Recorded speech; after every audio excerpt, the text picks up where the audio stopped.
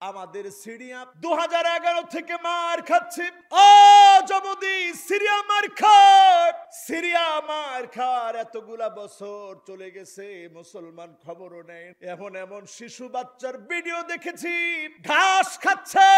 প্রশ্ন করা হলে তোমার মুখে ঘাস কেন, সে বলতেছে আমি আল্লাহকে গিয়ে বলবো, আল্লাহ মুসলমান আমাদের দুঃখ দুর্দশা কিছুই দেখেন। ছোট বাচ্চা ক্ষুধার যন্ত্রণায় যখন ঘাসগুলো মুখে দিয়েছে, এরপরে মুসলমান হয়ে কেমন করে আপনি আল্লাহর দিকে আসলেন না? কেমন করে আপনি যে মহান মালিক আজকে আমাদেরকে সমবেত করলেন, সুযোগ করে দিলেন, আজাবান লি আমরিল মুমিন ইন্না আমরাহু কুল্লাহু খায়র।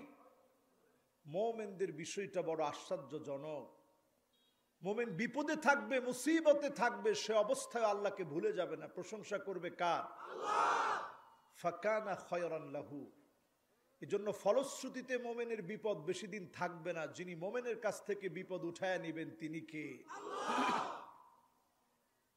আসন্ন যে দুর্ভিক্ষের কথা আমরা শুনছি, যে বাংলাদেশে একটা দুর্ভিক্ষ আসছে, এই দুর্ভিক্ষ শুধু বাংলাদেশে নয়, বিশ্বময় এই দুর্ভিক্ষ ছড়ায় পড়বে।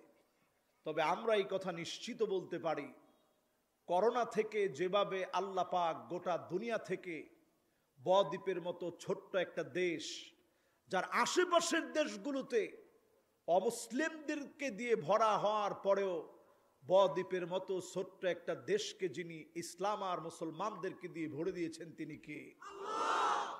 আমরা যদি আজকের এই মাহফিল থেকে ফর্মুলা নিয়ে যেতে পারি, ইনশাআল্লাহ যিনি আমাদেরকে দুর্ভিক্ষ থেকেও হেফাজত করবেন তিনি কে? আল্লাহ। এই যে আমরা একটু কোরআনকে সম্মান আর ইজ্জত দেখালাম, কোরআনটা যদি একেবারে নিচে থাকে আমার কাছে খুব কষ্ট লাগে। কারণ এই কোরআনের দুর্বার আকর্ষণে আল্লাহ তাআলা আপনাদেরকে এখানে আনছেন, ঠিক নয় কি? মাল্লাম ইয়াতাগান্না বিল কোরআন ফালাইসা মিন্না। যে কোরআন নিয়ে নিজেকে ধনী মনে করতে পারে না, নবীজি বলছেন সে আমার দলভুক্ত হতে পারে নাই। লেনিন, কার্ল মার্কস, মাও সেতুং, যত রকম হাবিজাবি নাম আছে, যত রকমের ব্যক্তিত্ব আছে, তাদের চিন্তা চেতনা কোনোদিন মানুষের জন্য চূড়ান্ত কল্যাণ সাধিত করতে পারে না। মুসলমান যতদিন কোরআনের কাছে না আসবে, ততদিন পর্যন্ত মুসলমানের ভাগ্যের পরিবর্তন হবে না। কথা কি মোটামুটি বুঝে আসতেছে? যুবকরা এবার তোমরা একটু আওয়াজ করে, 30-এর আগ পর্যন্ত বয়স এমন যত যুবক আজকের মাহফিলে আসছে বসে, একটু আওয়াজ করে হিম্মত নিয়ে আল্লাহকে শোনায় দিয়ে, সর্ব অবস্থায় আল্লাহ শোনেন। তারপরেও আমার মনটা ভালো লাগবে যদি একটু তোমরা আওয়াজ করে বলো, একটু মহব্বত নিয়ে 30-এর আগ পর্যন্ত যত যুবক বসছ, তোমরা একটু বলো তো আলহামদুলিল্লাহ। তো তোমরা আলহামদুলিল্লাহ বলছো, আল্লাহ খুশি না বেজার? এবার দেখতে চাই যত মুরব্বিয়ানে আজম আছেন, যাদের বয়স 30-এর উপরে, এদেশের সিনিয়র সিটিজেন, সম্মানিত নাগরিক, আপনারা একটু আওয়াজ করে বলেন তো দেখি আলহামদুলিল্লাহ। কোনটার আওয়াজ বেশি? এটা যদি বুড়ারা একটু স্বীকার করে নেন তাহলে ঠিক আছে। আচ্ছা মুরব্বীরা কত, যুবকরা কি মাহফিলে কম আসছে না বেশি আসছে? তার মানে যুবকেরাও ইসলাম চায় কি চায় না? দিন চায় কি চায় না? আমরা সবাই দিন মানতে রাজি আছি তো মুসলমান? দুনিয়ার অবস্থা ক্রমশ খারাপের দিকে যাচ্ছে। এখন শুধু ঠিকই বললেন না, একটু নিজেদের সিদ্ধান্ত নেওয়া লাগবে কোন পথে চলবেন। আজকে এই বিষয়টা নিয়েই আপনাদের সামনে যদি আল্লাহ তৌফিক দান করেন, আমার শরীরটা অসুস্থ, দীর্ঘদিন ধরেই ছোট্ট একটা অপারেশন হওয়ার পরে এখনো এটা শুকায় নাই পুরাপুরি। তবে আমি বিশ্বাস করি আল্লাহর গোলামদের চোখের এই চাহনি দোয়া হিসাবে আমার জন্য কাজ করবে। যে কোনো মুহূর্তে আল্লাহ সুস্থতা দিয়ে দিবে ইনশাআল্লাহ। আমিন। আল্লাহ যেন আমাদের সবাইরে সুস্থতার নিয়ামত দান করেন, পড়েন আমিন। আজকের এই মাহফিলে মন ভরে মহাব্বত নিয়ে নবীজির জন্য, যেই নবী আমাদের জন্য সব উজাড় করে দিয়ে গেলেন, কিছুই নেন নাই, সব দিয়ে গেছেন উম্মতের জন্য। সারাটা জীবন শুধু কষ্ট আর কষ্ট করলেন, পাথরের আঘাত খেলেন, ছোট্ট কুঠিরে ঘুমিয়ে রাত্রি জাগরণ করে আল্লাহর সেজদায় অবনত থাকতেন।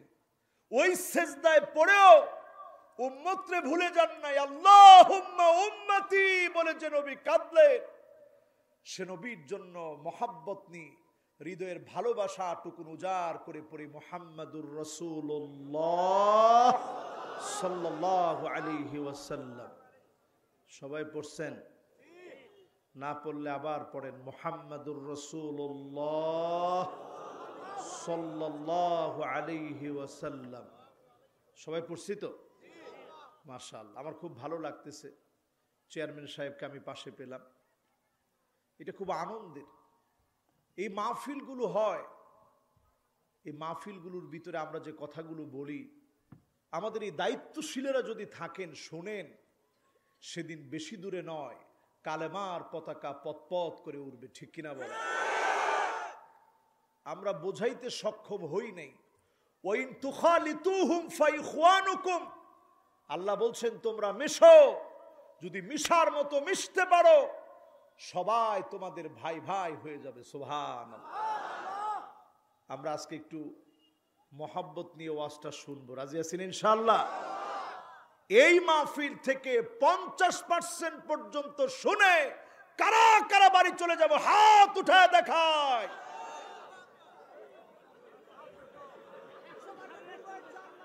চিন্তাটা করেন, আপনাদের বাড়ি মনে হয় জামালপুর, টাঙ্গাইল আর ময়মনসিংহে।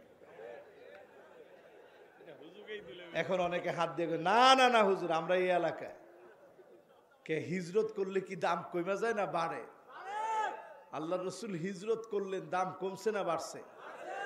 এমনকি আমাদের চেয়ারম্যান সাহেব যিনি, ওনারও পূর্বপুরুষ, আমার কাছে ওনার কথায় মনে হয়েছে ওনারও পূর্বপুরুষ ওইখানকার।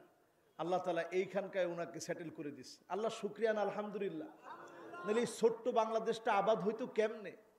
1000 বছর আগে পৃথিবীর জনসংখ্যা ছিল, 1000 বছর আগে জনসংখ্যা ছিল মাত্র 25 কোটি। আজ পৃথিবীর জনসংখ্যা 850 কোটি। সুবহানাল্লাহ তো কয় না? 900 কোটির দিকে যখনই যাচ্ছে, কিয়ামতের প্রবল আশঙ্কা বেড়ে যাচ্ছে। এখন বাংলাদেশি জনসংখ্যা চিন্তা করেন, কম না বেশি? ছোট্ট একটা দেশ, আল্লাহ অনেক বরকত দিচ্ছে। আল্লাহ যেন আমাদেরকে ভালো রাখেন, পড়েন আমিন। তেলাওয়াত করেছি সূরা আম্বিয়া, মক্কায় অবতীর্ণ সূরা। আল্লাহ তাআলা আম্বিয়া নাম দিয়েছেন। বহু নবীদের কথা আল্লাহ রাব্বুল আলামিন বর্ণনা করেছেন, শুরু করেছেন এইভাবে, আউযু বিল্লাহি মিনাশ শাইতানির রাজীম, বিসমিল্লাহির রহমানির রহিম, اقترب للناس حسابهم وهم في غفلة معرضون।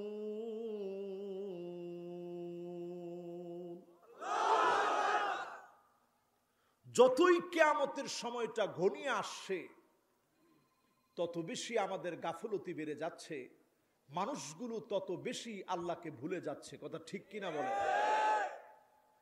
একটু হিসাব মিলায় দেখুন মুসলমান, আমার পার্শ্ববর্তী দেশে করোনা যখন আসলো, এমন হলো লাশ পোড়ানোর মতো লাকড়ি নাই।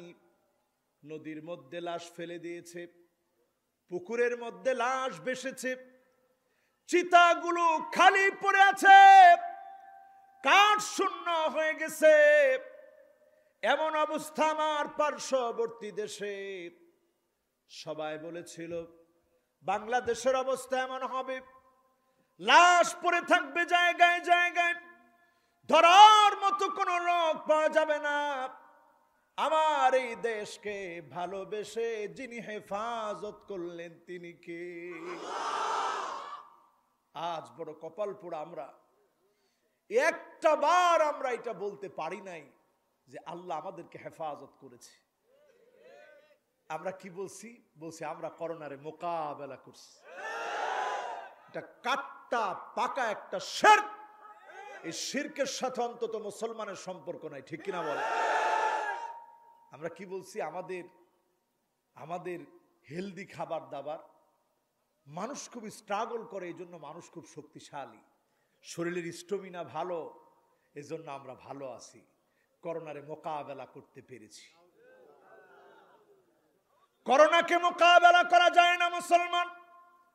আল্লাহর কোন একটা আযাব গজবকে মোকাবেলা করা যায় না। গত বছর আমার দেশে ভূমিকম্প হয়েছে, ফজরের নামাজের সময় ভূমিকম্প শুরু হয়েছে। আমি মাহফিল থেকে ফিরে গিয়ে ফজরের নামাজের জন্য মসজিদে দাঁড়িয়েছি, সারাটা শরীর আমার কাঁপতেছে। আমার মনে হচ্ছিল শরীরটা দুর্বল হয়ে গেছে, রাতে ঘুমাতে পারি নাই। শরীরটাকে স্থির করার চেষ্টা করলাম, পারি না। নামাজ শেষ হলো, মুসল্লিরা বলা বলি করলো বড় একটা ভূমিকম্প হয়ে গেছে, 5.8 মাত্রার ভূমিকম্প হয়েছে। আমার দেশের মানুষগুলা ফজরের নামাজের সময় ঘুমাচ্ছিল। যেই মালিক সেদিন হেফাজত করলেন তিনি কে? এরপরে কয়জন জোহরের নামাজের সময় নামাজে গেছে? কাতার বাড়ছে। আহারে মুসলমান, কয়েকদিন আগে চলে গেল নতুন একটা কি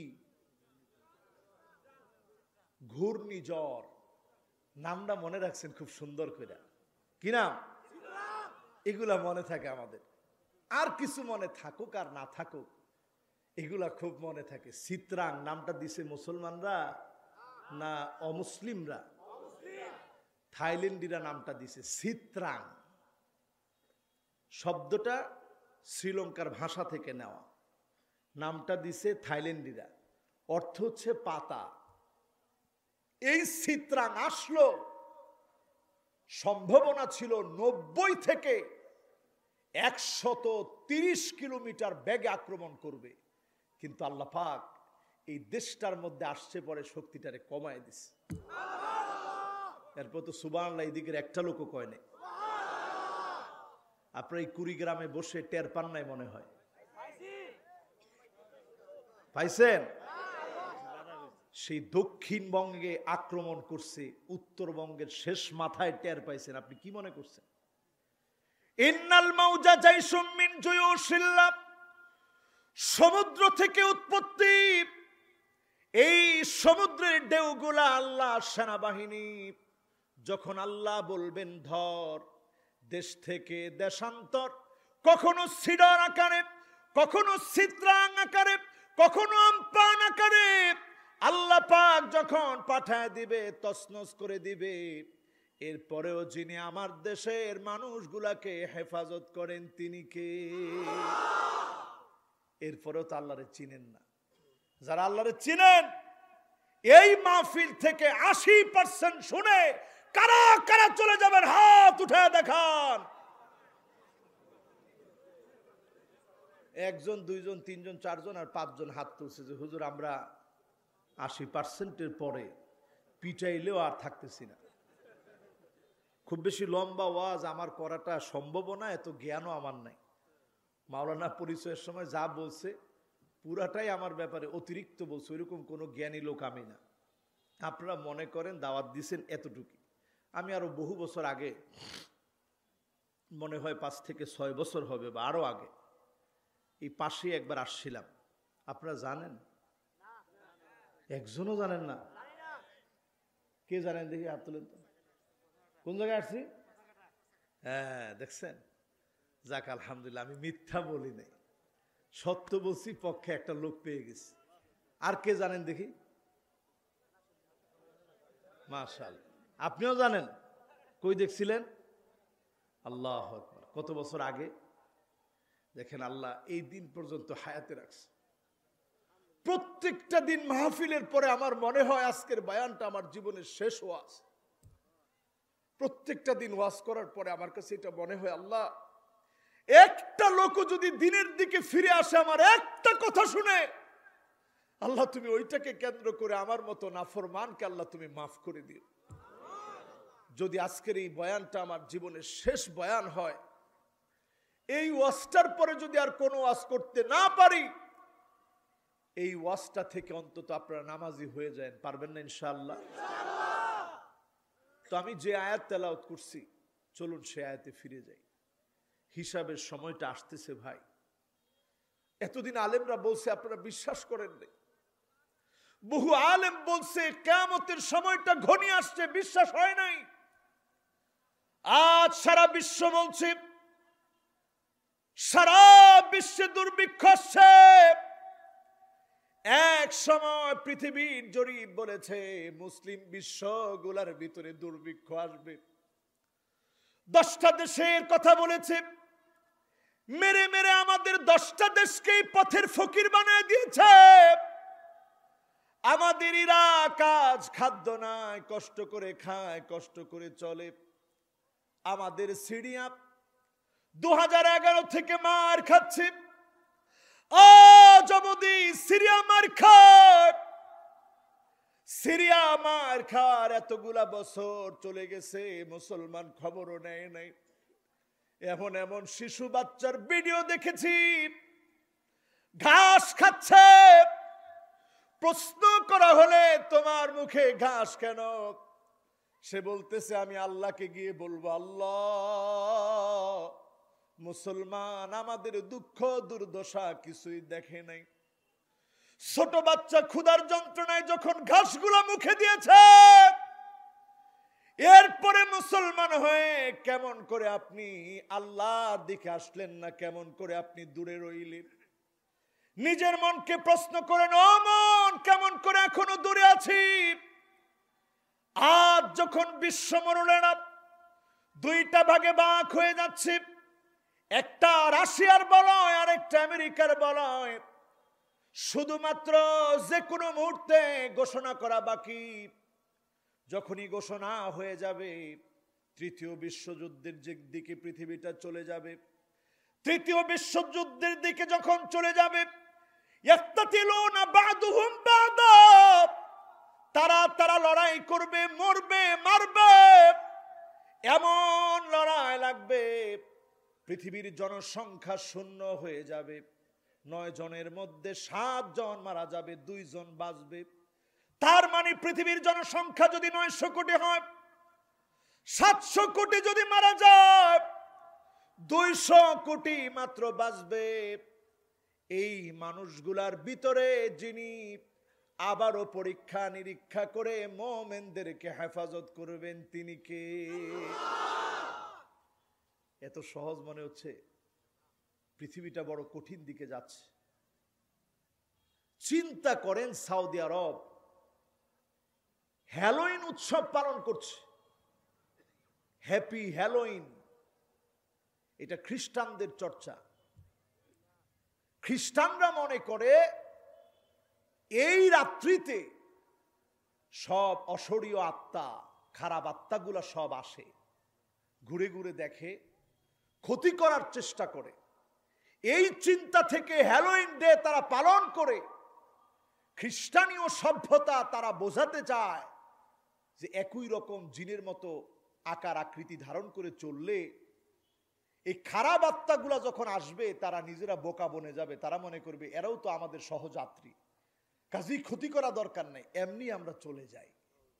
এই চিন্তা থেকে তারা যে উৎসব পালন করে, আজ খোদ সৌদি আরবে রিয়াদের মধ্যে যখন এই উৎসব হচ্ছে, বুঝার আর বাকি নাই কিয়ামতের দিকে পৃথিবী হাঁটতেছে। ঠিক কিনা বলে? কনসার্ট করতে গিয়েছেন আমাদের দেশের গায়িকা, নাম আমি নাই বললাম, বাবারের নাম আমি নাই বললাম, তাদের নাম আমার বলার খুব দরকার নাই, আমার উদ্দেশ্য হাসিল হইলেই তো হইল, ঠিক কিনা বলেন? এই যে কনসার্ট হচ্ছে মুসলমান, একটু চিন্তা করেন। আমার বাংলাদেশিরা একটা সময় সেখানে মাহফিলের আয়োজন করত, এমনকি এবার রবিউল আউয়াল মাসে তারা সিদ্ধান্ত নিয়েছিল কনসার্টটা করবে।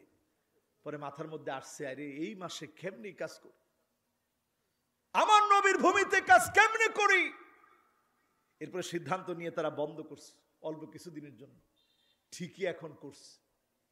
চিন্তা করেন, উমরায় যায় মানুষ নিজেকে পবিত্র করার জন্য, আর উমরাও করবে অনেক মানুষকে যারা অপবিত্র করে দিয়ে আসবে।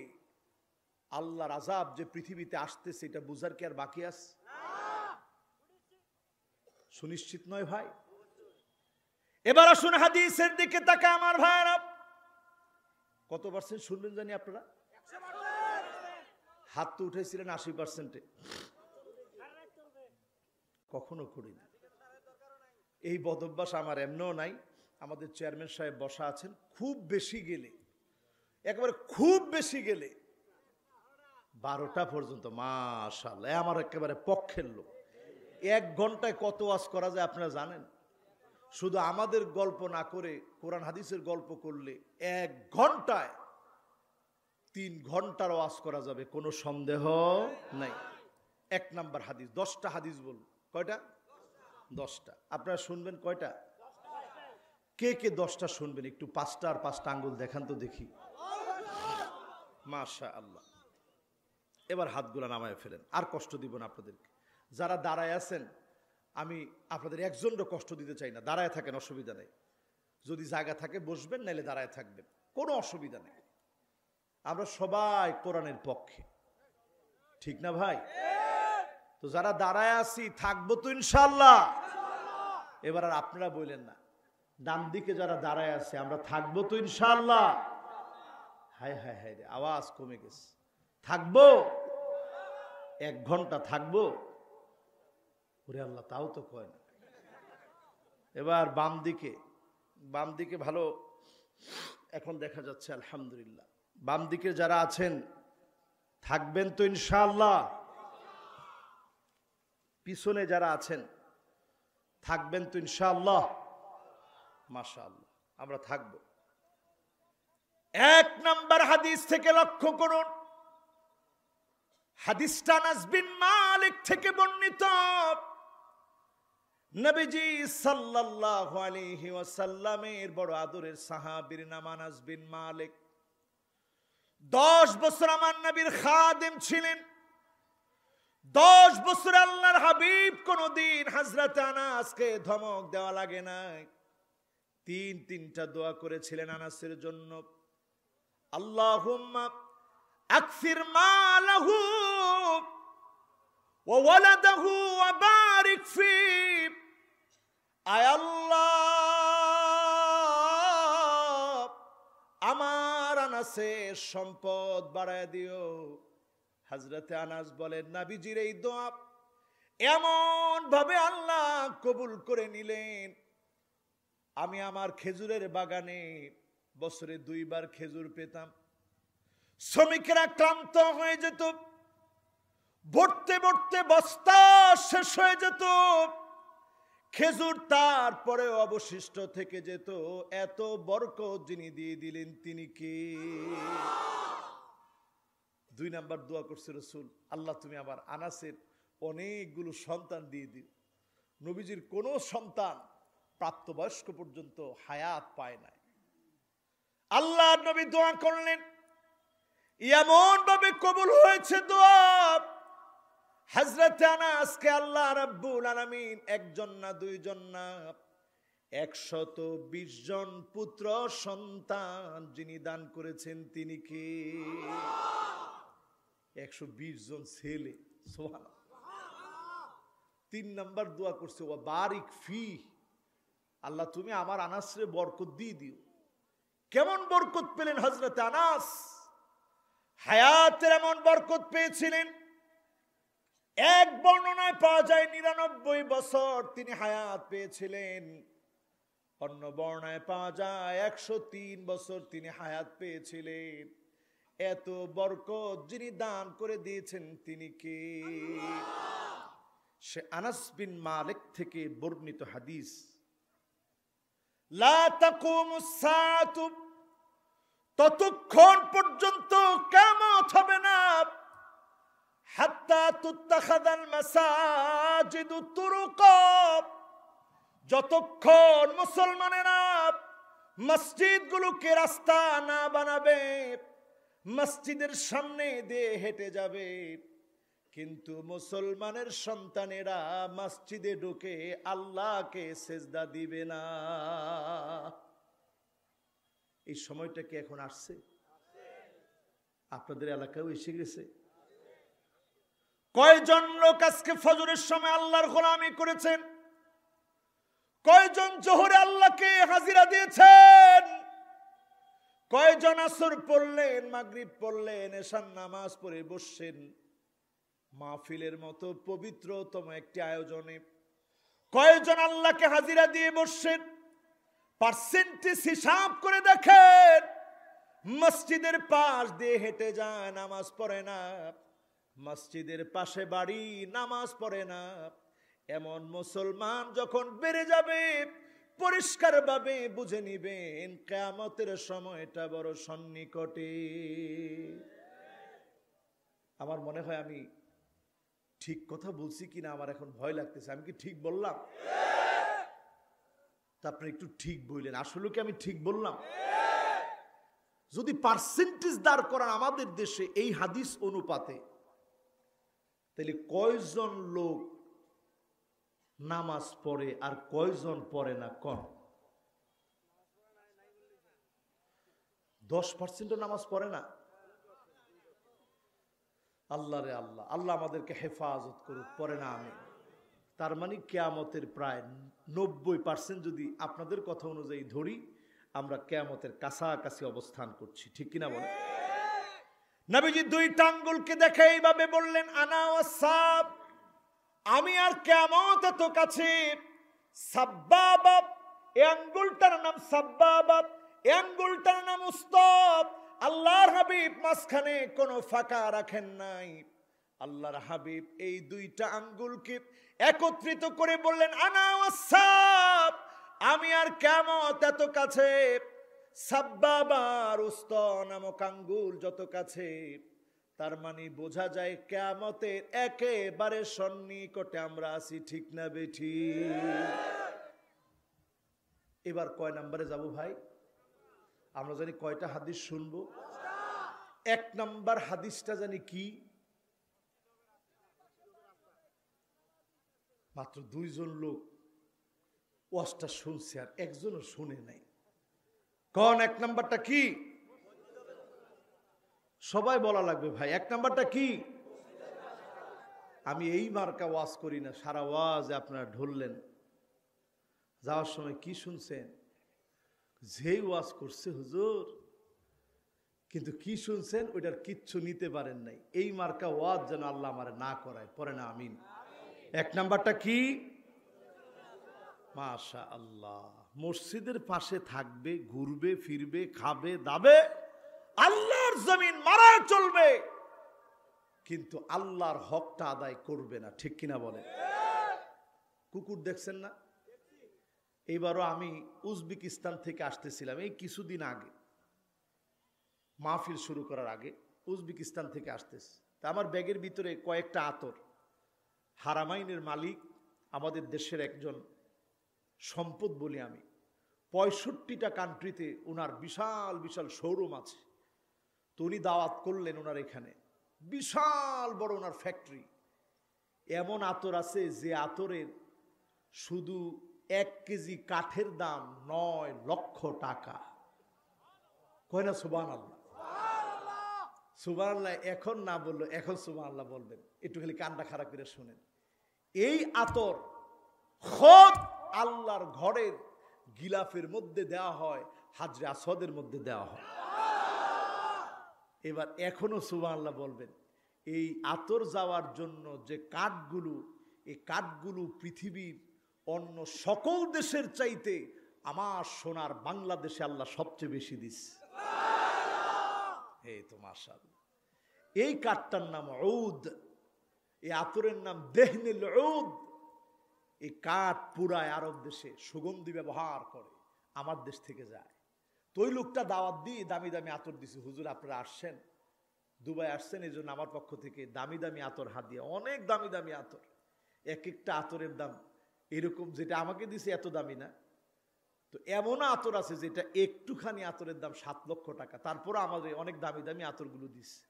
সেই আতর নিয়ে গেছি উজবেকিস্তান। শুধু আতরের কেমিক্যালটার ঘ্রাণ পেয়ে একটা কুকুর ব্যাগের উপর থেকে কেমিক্যালের ঘ্রাণ পেয়ে হুমড়ি খেয়ে পড়ছে। ইন্টেলিজেন্ট ব্রাঞ্চ আমাকে ভিতরের দিকে ডাকছে, আমার তো কলিজায় পানি নাই। আল্লাহ, এমনি হুজুর মানুষ, তাও বাংলাদেশ থেকে এত দূরে, ইন্টেলিজেন্ট ব্রাঞ্চ এখন ভিতরের দিকে ডাকছে, হুজুর আসেন। আমি তো অবাক, আল্লাহ এই জাতি না বুঝে ইংলিশ, না বুঝে আরবি, কি দিয়া বুঝাবো? এখন আমারে খালি বলতেছে যে এটার ভিতরে কি। আমি বলছি এটার ভিতরে আতর। আতর আতরটা কি খুইলা দেখাইলাম, আরে এটা তো ভালো জিনিস। কিন্তু কুকুরের কাছে মনে হয়েছে এই মহামূল্যবান জিনিসটা যাচ্ছে, তার নাকের ঘ্রাণ ফাঁকি দিতে পারে নাই, ব্যাগের উপর থেকে সে বুঝে ফেলছে। সুবহানাল্লাহ। অথচ কতগুলো ধাপ পার হয়ে আসছি, এত কিছু দিয়ে চেক করছি, কোনো কিছুতে আটকাতে পারে নাই। এখানে আসছে পরে আটকায় দিস। আমি চিন্তা করলাম, আল্লাহ এমন কিছু কুকুর যদি আপনি লেলায় দিতেন, বেনামাজির পিছনে বেনামাজি আর বেনামাজি থাকা লাগতো। ফজরের পরে বাড়ির এনে গিয়ে খাড়ায় থাকবি দারোয়ান হিসাবে। যেইটা নামাজ পড়ে নাই, যতক্ষণ নামাজে না ঢুকবে তার আগ পর্যন্ত তাকে শাস্তি করবি, একটা লোক বেনামাজি থাকতো না, ঠিক কিনা বলে? আর দৌড় দেখি মানুষ বুঝতো, হাই রে বেনামাজি রে। কিন্তু আল্লাহ আমাদেরকে বড় আদর করে, বড় মায়া করে, বড় সম্মান করে, বড় ইজ্জত করে। আল্লাহ আল্লাহ চান না যে আমার কোন গোলাম কোন মাখলুকের কাছে বেইজ্জত হোক। আল্লাহ চান না, এজন্য ঘাড়ে ধরে আল্লাহ নামাজ পড়াতে চায় না, ঠিক কিনা বলে? তাহলে বুঝাইতে পারলাম? 1 নাম্বার হাদিস থেকে কি বোঝানোর চেষ্টা করলাম? যদি কিয়ামত, দুর্ভিক্ষ, বড় বড় ভূমিকম্প, টর্নেডো, সাইক্লোন, ঘূর্ণিঝড়, বড় বড় আযাব আর গজব, আকাশ থেকে পাথর পড়বে, যদি বাঁচতে চান মুসলমান মসজিদের দিকে আসতে হবে, ঠিক কিনা বলে? ও মিয়া, এমন আওয়াজ হবে 70,000 মানুষের কানের পর্দা ফেটে যাবে। এখন বললে আপনি চিন্তা করতেছেন, হুজুরে কয় আর কি। করোনা যখন আসছে, এর কিছুদিন আগে বড় একজন নেতার সঙ্গে আমার কথা হচ্ছিল। আমারে কয়, হুজুর ওয়াজের মধ্যে আরো কিছু জিনিস আপনারা আনলেই পারেন, এই বিষয়গুলো একটু না বললে ভালো হয় না হুজুর? তা আমি বললাম, ওয়াজ করতে দেন, সামনে এমন সময় আসতেছে নেতা কর্মী কেউ কাউরে আর চিনবে না। উনি কই, কি কোন হুজুর, কি সময় আসতেছে? তখন করোনার নামগন্ধ নাই। আমি বললাম, হাদিস বলছে বড় বড় আযাব আসবে, মনে হচ্ছে একটা দুর্ভিক্ষ নয়, মহামারী পৃথিবীর জন্য অপেক্ষায় আছে। এটা বহু হুজুর ওয়াজের মধ্যে বলছে না? বহু হুজুর ওয়াজের মধ্যে বলছে, আলেমদের কথাগুলো শুনেননি। আজকের এখান থেকে বললাম, বাঁচার জন্য 1 নম্বরে নামাজের প্রস্তুতি নিতে হবে। রাজি আছেন ইনশাআল্লাহ? 2 নম্বরে হাদিসটা আবু হুরায়রা থেকে বর্ণিত, লা তাকুমুস সাআ, লা তাকুমুস সাআতু, ততক্ষণ পর্যন্ত কিয়ামত হবে না, হাত্তা ইয়াবুদাল্লাতু ওয়াল উজ্জা, যতক্ষণ পর্যন্ত আবার মূর্তি পূজা মুসলমানের ভিতরে ফিরে না আসবে। আজ তাকা দেখেন, পূজার সময় যতজন হিন্দু না যায়, এর চাইতে বেশি মুসলমান পূজার ভিতরে যায়।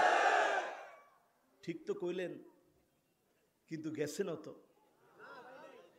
এত নির্লজ্জ আমরা মুসলমানরা হইছি এখন, পত্রিকায় নিউজ করছি, এইগুলা কোন মানুষ আল্লাহ জান। পত্রিকায় নিউজ করছে যে এবার পূজার মধ্যে মুসলমানদের এমন উপচে পড়া ভিড়, যেই ভিড়ের কারণে হিন্দুরা গিয়া জায়গা পায় নাই। কি বলবেন? একটু আস্তে না জোরে? আমি চিন্তা করলাম, আল্লাহ কত বড় নির্বোধ আমরা। কোনদিন কি এমন একটা নিউজ দেখছেন যে কদরের রাত্রিতে এত পরিমাণ হিন্দুরা আসছে, মুসলমানের মসজিদ ভরপুর হয়ে গেছে, এত পরিমাণ হিন্দু আসছে, মুসলমান আর কদরের রাত্রিতে নামাজ পড়ার জন্য যেতে পারে নাই? এরকম নিউজ দেখছেন কখনো? এইটা না দেখলে তো অন্তত এইটা দেখছেন যে ঈদের সময় বছরে 2টা বার এত পরিমাণ হিন্দুরা ঈদগাহে গিয়েছে, মুসলমান ঈদগাহে গিয়ে জায়গা পায় নাই। হয়েছে এরকম? কপাল পোড়া মুসলমান আজ আমরা। এমন পর্যন্ত আমরা বলি, যখন আপনারা প্রার্থনা করবেন আমার জন্য প্রার্থনা কইরেন। মুসলমান যখন প্রার্থনার এমন সংকটে পড়ে যায়, পরিষ্কার ভাবে বুঝবেন কিয়ামতের সময়টা বড় সন্নিকটে। ঠিক কিনা বলেন? এই হাদিস দিয়ে বোঝাতে চাচ্ছি, এটা তো হইল ডাইরেক্ট মূর্তির সামনে যাওয়া। এবার আসেন আমাদের দেশের দেশীয় সংস্কৃতি আদর্শ ইসলাম অনুযায়ী না ইসলাম বাদ দিয়ে? নাউজুবিল্লাহ কোন আপনারা আছেন তো? বেশি দূর যাওয়া লাগবে না, দিনাজপুরে। কোথায়? আমার সাথে সাথে কোন কোথায়? আরেকটা আওয়াজ করে কোন কোথায়? দিনাজপুরে। বেশি দূরে যাওয়া লাগবে না, দিনাজপুরে যখন আপনারা যাবেন, আমার পকেটে একটা কাগজ আছে, আমি আপনাদেরকে দেখাই। দিনাজপুরে যাবেন আপনারা, সেখানে একটা বিশাল একেবারে লম্বা, এখান থেকে নিয়ে শেষ মাথা পর্যন্ত হবে। কত মানুষ আপনারা চিন্তা করছেন? এই লম্বা জায়গা জুড়ে যতটুকু জায়গা দেখতেছেন, এমন বিরাট জায়গা জুড়ে একটা বিশাল কবর আছে দিনাজপুরে। মনে প্রশ্ন জাগতে পারে, হুজুর এত বড় কেন? এই কবরটার নাম চেহেল গাজী। আপনারা নাম শুনছেন? কে কে নাম শুনছেন একটু হাত তোলেন তো দেখি। মাশাআল্লাহ। এবার একটু হাতগুলা নামান। ইতিহাস জানেন? এই চেহেল গাজী, 40 জন গাজী কেন বলা হয়? শাহজালাল ইয়ামানি, তার সঙ্গে 360 জন এসেছিলেন, তার মধ্যে 40 জন চলে গেছিলেন শেখ জাইনুদ্দিন রহমতুল্লাহ আলাইহির নেতৃত্বে এই শুনশান বড়ইল গ্রাম, যেই জায়গার মধ্যে চেহেল গাজীর বিশাল মাজার, বিশাল কবর, এইখানে চলে গিয়ে তারা আল্লাহ পাককে ডাকতেছেন, মানুষকে দিনের দিকে ডাকছেন, আল্লাহর দিকে আহ্বান করছেন।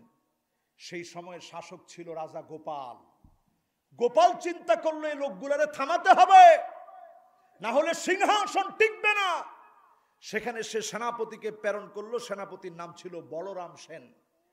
এই বলরাম সেনকে যখন পাঠালো, 700 বছর আগের ইতিহাস, বলরাম সেনকে যখন পাঠালো, বলরাম সেন গিয়ে দেখে 40 জন কোনো মারামারি, কোনো কাটাকাটি, কোনো হানাহানি করছে না। একাগ্র চিত্তে একজন মালিককে ডাকছেন, তিনি কে?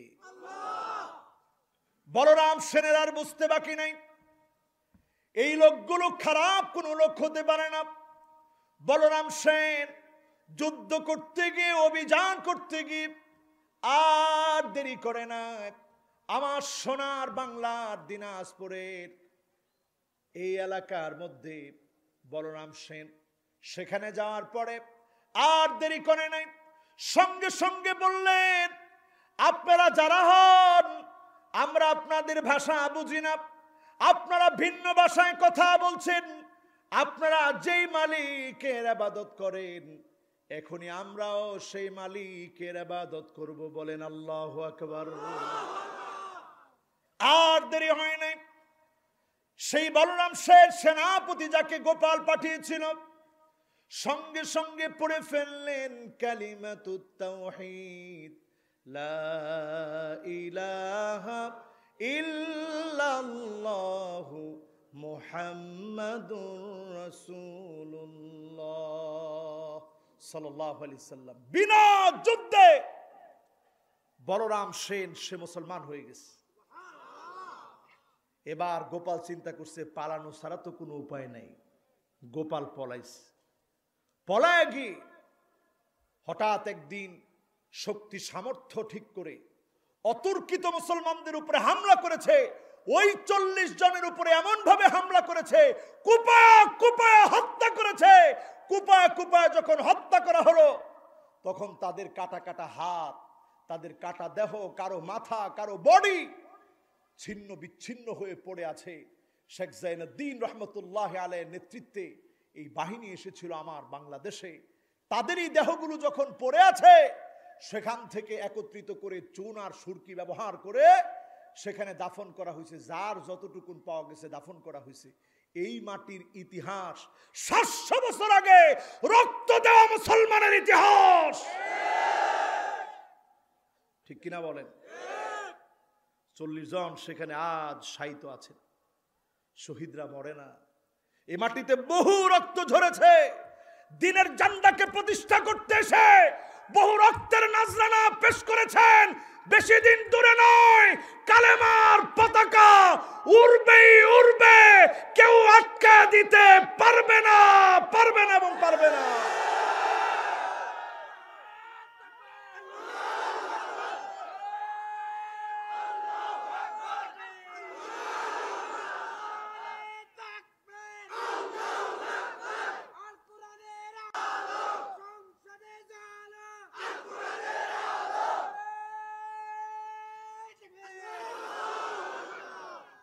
আজকের এই কথাগুলো বলার উদ্দেশ্য হচ্ছে এই যে 40 জন আল্লাহর ওয়ালি যারা আরেক দেশ থেকে এসে আমাদের দেশে দিনের দাওয়াত দিলেন, শহীদ হয়ে শুয়ে আছেন, তারা যে আত্মত্যাগের নজরানা পেশ করেছেন, আজও আমাদেরকে সে আত্মত্যাগের নজরানা পেশ করতে হবে। ঠিক কিনা বলেন? নাকি মূর্তির সামনে যাবেন? চিন্তা করেন, সেখানে আজ অবধি শিবলিঙ্গের একটি অংশ সেখানে রয়েছে। হিন্দুরা চেয়েছে আবার যে এটা নিয়ে যাই, স্বপ্ন দেখানো হয়েছে আমাদেরকে যে পূজা দে, তো আমাদেরকে এটা দিয়ে দেন, নিয়ে যাই। আমাদের রাষ্ট্র থেকে বলা হয়েছে থাক, আর ঝগড়া বিবাদ বাজায়েন না। এইটা নিয়ে 40 জন অলরেডি শহীদ হয়েছে। কয়শো বছর আগের ইতিহাস বললাম? 700 বছর আগে। কোন দেশের ইতিহাস? তা আমাদের দেশের ইতিহাস কি, সংস্কৃতি কি ইসলাম নিয়ে না ইসলাম বাদ দিয়ে? কিন্তু আজকে মুসলমান চিন্তা করেন, মুসলমানের ঘরে ঘরে আজকে ছবি টানায় রেখেছে দেওয়াল জুড়ে। মুসলমানের ঘরে ঘরে আজকে মূর্তি টানায় রেখেছে। মুসলমান আজ পুতুলের নাম করে বড় বড় পুতুল রেখে দিয়েছে। এজন্য ঘরের ভিতরে রহমত নাই, ঝগড়া বিবাদ আর জাহান্নামী পরিবেশ। ঠিক না বেঠি? তরুণরা আছেন তো ইনশাল্লাহ? মুরব্বীরা আছেন তো ইনশাল্লাহ? আমি দেখতে পাচ্ছি একেবারে আমাদের ছোট্ট ছোট্ট মনি 2 জন উঠে চলে যাচ্ছে। থাক, মাদ্রাসার তোয়ালি বলিলাম, বাবা তোমাদের থাকতে হবে আগে। তোমার ব্যস্ততা আসেনি বাবা? ব্যস্ততা থাকলে থাক না, চা খাওয়ার জন্য যাওয়া যাবে না, খবরদার। খালি 1 নাম্বার ধরলে যাবেন, কোনো অসুবিধা নেই। আমরা কয় নাম্বার হাদিসে আছি? মাশাআল্লাহ, সবাই আওয়াজ করে বলেন কয় নাম্বার? এবার 3 নাম্বার হাদিস শুনুন। আনাস বিন মালিক থেকে বর্ণনা, লা তাকুমুস সাআত, ততক্ষণ কিয়ামত হবে না, হাত্তা ইয়াতাবাগান নাসু ফিল মাসাজিদ, যতক্ষণ দেখবেন, হাত্তা ইয়াতাবাগান নাসু বিল মাসাজিদ, যতক্ষণ দেখবেন মসজিদে মসজিদে সভাপতি, সেক্রেটারি, পদ পদবি নিয়ে মারামারি শুরু হয়েছে। এমন যখন শুরু হবে, বুঝবেন কিয়ামতের সময়টা বড় সন্নিকটে। এটা কি কমন পড়ছে আপনাদের? আমাদের চেয়ারম্যান সাহেব কইছে, হুজুর মসজিদ এখন ভাগাভাগি হয়ে যাচ্ছে। হয় কিনা এগুলা বলেন? এই 3টা হাদিস বললাম, একজন যদি দাঁড়ায় বলতে পারেন হুজুর এটা দেখি নাই, হয় এগুলা? আচ্ছা বলেন তো, যদি সভাপতি সাহেবের সভাপতি হয় মসজিদে, কয় টাকা বেতন দিবে উনারে? বিনা টাকার খেদমতে এখন ঝগড়া বিবাদ কাকে বলে? সেক্রেটারি হওয়ার জন্য, সভাপতি হওয়ার জন্য অনেক মসজিদে মারামারি পর্যন্ত হয়, ঠিক কিনা বলে? বিচারগুলা যায় চেয়ারম্যান সাহেবের কাছে, চেয়ারম্যান সাহেব উমুকে আমারে মারছে, কে? উমুকের পোলাপাইনে আমারে মারছে, কি লিগা? কয় আমি সেক্রেটারি, হ্যাঁ সভাপতি, হ্যাঁ আমারে রাখতে চায় না, এই জন্য মারামারি হয়েছে। কন্নাউজুবিল্লাহ। তার মানে 3 নাম্বারটাও এখন আমাদের ভিতরে পুরাপুরি আছে, ঠিক কিনা বলে? এবার আসুন 4 নম্বরে আমার ভাইয়েরা, হাদিসটি নবীজির সাহাবী আবু হুরায়রা থেকে বর্ণিত, লা তাকুমুস সাআতু, ততক্ষণ পর্যন্ত কিয়ামত হবে না, হাত্তা ইয়াক্তাতিলা ফিয়াতান দাওয়াহুমা ওয়াহিদা, একই দল, একই রাজনীতি, একই নেতার নেতৃত্বে চলে, শুধুমাত্র নিজেকে পদ দেওয়া হয় নাই, এজন্য চেয়ার ভাঙচুর করে একজন আরেকজন রে মারে। এটাও আছে, মিথ্যা কথা কয়েন না, আছে। কয় নাম্বার জানি বলছি? তাহলে 4 নাম্বারটাও আস, এটি বেশি। এবার 5 নাম্বারে যাই, দেখেন 5 নাম্বারটা আছে কিনা। আপনারা কি আছেন? ওয়াজ কিন্তু আলহামদুলিল্লাহ দ্রুত গতিতে চলতেছে। 4টা গেছে, না না একটার কাজ নেই বাবা, ওয়াজ কম শুনবো, আমল বেশি করবো ইনশাল্লাহ, বলেন। আবার রাগ করেন না, দেখছস হুজুরে কইলাম একটা পর্যন্ত, হুজুরে কি একটা দাম দেখাইছে। আচ্ছা একটা পর্যন্ত আমরা বয়ান করতে পারবো এরকম কোন ক্ষমতা আমার আছে? ওই যে এটা তো যদি কইতো যে না হুজুর নাই, তাহলে তো আমি হিম্মত নিয়ে বোঝানোর চেষ্টা করতাম যে আসলে আল্লাহ আমারে ওই পরিমাণ বয়ান করার সুযোগ দেয়নি, যতটুকু সুযোগ দিছে এতটুকু আমরা করবো ইনশাল্লাহ, বলেন। কয় নাম্বার গেছে? 4 নাম্বার। এবার কয় নাম্বার? মাশাআল্লাহ, মনোযোগ আছে তো? 3 নাম্বারটা কি? মাশাআল্লাহ, আল্লাহ রে, মনটাই ভরে গেছে আমার। এই যে মনে রাখছেন, একটু কাজ হয়েছে, কষ্ট একটু মনে রাখেন অন্তত, তাইলে আমলে আসবে ইনশাল্লাহ, বলেন। 5 নাম্বার হাদিসটা শুনুন আমার ভাইরা, আবু হুরায়রা রাদিয়াল্লাহু তাআলা আনহুর হাদিস। বলার পরে নবীজি সাল্লাল্লাহু আলাইহি সাল্লামের আরেকজন সাহাবী আব্দুল্লাহ ইবনে মাসউদ রাদিয়াল্লাহু তাআলা আনহুর হাদিস বলবো। নবীজি সাল্লাল্লাহু আলাইহি সাল্লামের এমন সাহাবী আব্দুল্লাহ ইবনে মাসউদ, পাগুলা চিকন চিকন ছিল, প্রচন্ড বাতাসে একদিন তিনি পড়ে গেলেন, সাহাবীরা হেসে দিয়েছে। আল্লাহর হাবিব বললেন, সাহাবীরা হেসো না, আমার আব্দুল্লাহ ইবনে মাসউদের পাগুলা যদি এক পাল্লায় রাখা হয়, আরেক পাল্লায় যদি 6.5 কিলোমিটার লম্বা বিশাল উহুদ পাহাড়টা যদি রাখা হয়, আমার ইবনে মাসউদের পাটা আল্লাহ ভারী বানায় দিবে। দাম কম না বেশি? এত দাম যে সাহাবীর। উনার থেকে বর্ণিত হাদিস, উনি বলেন, লা তাকুমুস সাআতু, ততক্ষণ কিয়ামত হবে না, হাত্তা ইয়াসুদা কুল্লু কাবিলাতিন মুনাফিকুহা, যখন তোমরা দেখবে এলাকায় এলাকায় মুনাফিকরা নেতা হয়ে যাবে, পরিষ্কার ভাবে বুঝবা কিয়ামতের সময়টা চলে এসেছে। এখন কি বুঝেন? কি বুঝেন? কয়জন আলেম ক্ষমতায় আসছে, কয়জন আলেম মেম্বার হতে পেরেছে, চেয়ারম্যান হতে পেরেছে। আপনারা বলবেন হুজুর এগুলা তো হুজুরদের কাজ না, হুজুররা কেন মেম্বার চেয়ারম্যান হবে? অর্ধ পৃথিবী শাসন করছে, সাধারণ শাসক। আরে কথা কয় না, সাধারণ শাসক। কেমন শাসক একটু উদাহরণ শুনেন, আমার মনে হয় আপনাদের কষ্ট হচ্ছে। বাবারে যুবকদের যাওয়ার সুযোগ নেই আমার মাহফিলে, একটা যুবকেরও ছুটি নেই, কারণ যুগ জমানা পাল্টে দিতে চাই না অনেকজন, যুবকেরাই আনবে আগামী দিনের জাগরণ। তো তোমরা যারা জাগরণ আনবা, যারা আমাদেরকে জাগরিত করবা, তোমাদেরকে মাহফিল থেকে ছুটি নেই। তোমরা কি কষ্ট পাইতেছো? এখন যুবকেরা চিন্তা করতেছে কোন দিক দিয়ে ফাঁক যোগ দিয়ে যাইতে পারলেই বাস।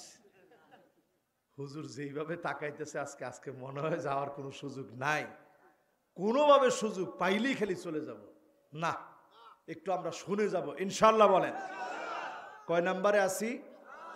জোরে কয় নাম্বার? 5 নাম্বারে একটু তাকায় দেখেন মুসলমান, কেমন শাসক ছিল আমাদের শাসক। হযরতে আবু বকর কোথায় যেন নীরবে নিভৃতে চলে যায়। হযরতে ওমর জিজ্ঞাসা করেও পায় না কোন জায়গায় যায়। একদিন পিছনে নিলেন দেখার জন্য আবু বকর কোথায় যায়। গিয়ে দেখেন একটা দরজা দিয়ে আবু বকর প্রবেশ করেছে। হযরতে ওমর অবাক হয়ে গেলেন, কার ঘরে গিয়েছে আবু বকর? খানিকটা দূরে দাঁড়িয়ে ফলো করলেন। আবু বকর ঘন্টা খানিক পরে বের হয়ে চলে গেলেন। এবার হযরতে ওমর গিয়ে দরজার মধ্যে যখন নক করলেন, দরজা খুলে দিলেন বৃদ্ধা একজন মহিলা, অন্ধ একজন মহিলা। হযরত ওমর প্রশ্ন করলেন, ও বৃদ্ধা মহিলা, একটু আগে যিনি তোমার কাছে এসেছে তাকে কি তুমি চেনো? বৃদ্ধা মহিলা বলেন, না আমি তাকে চিনি না, বড় ভালো মানুষ, আমার জন্য খাবার দাবার নিয়ে আসে, আমার খাবারের খবর নেই, আমার ঘরগুলা পরিষ্কার করে দেয়।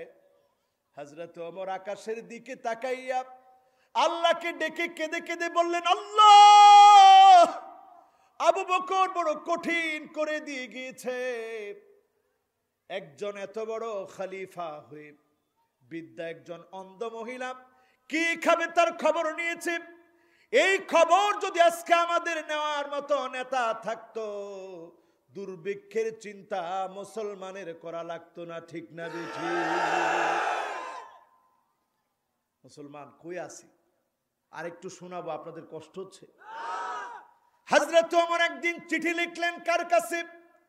আবু উবাইদা ইবনুল জাররাহ, যার উপাধি হলো আমিনু হাদিহিল উম্মাহ, এই উম্মতের সবচেয়ে আমানতদার নিরাপদ ব্যক্তি। বলেন আল্লাহু আকবার।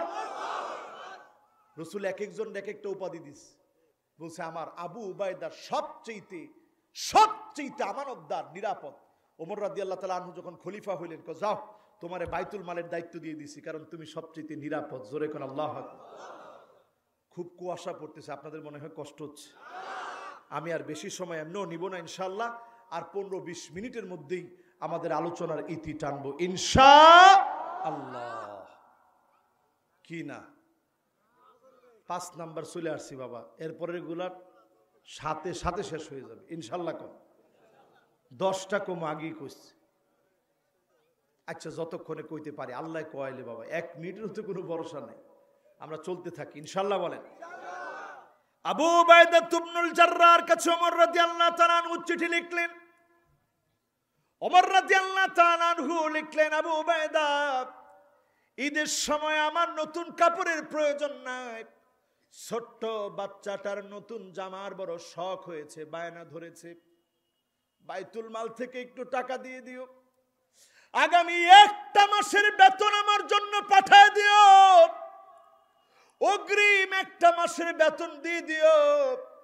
অর্ধ পৃথিবী যেই খলিফা শাসন করেছেন, খলিফাতুল মুসলিমিন আমিরুল মুমিনিন হযরত ওমর যখন এই চিঠি লিখলেন, চিঠিটা পাওয়া মাত্র আবু উবাইদা ইবনুল জাররাহ ছোট্ট বাচ্চার মতো কান্না শুরু করলেন, হাউমাউ করে কাঁদতেছে। হারে, অর্ধ পৃথিবীর শাসক জামা কেনার জন্য বাইতুল মাল থেকে অগ্রিম বেতন চেয়েছে, সঙ্গে সঙ্গে তিনি পাল্টা চিঠি লিখলেন, আমিরুল মুমিনিন খলিফাতুল মুসলিমিন 2টা প্রশ্নের জবাব দিলে আমি আপনাকে টাকা দিতে পারি।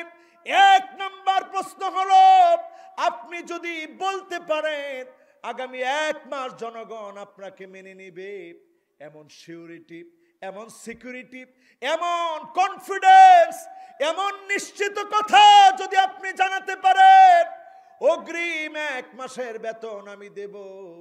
দ্বিতীয় কথা হলো আগামী 1 মাস আপনি বাঁচবেন, এমন কথা যদি আপনি গ্যারান্টি দিয়ে বলতে পারেন, আমি নির্দ্বিধায় টাকা দিয়ে দিব, কোনো কিচ্ছু আপনাকে বলবো না, জিজ্ঞাসা করব না।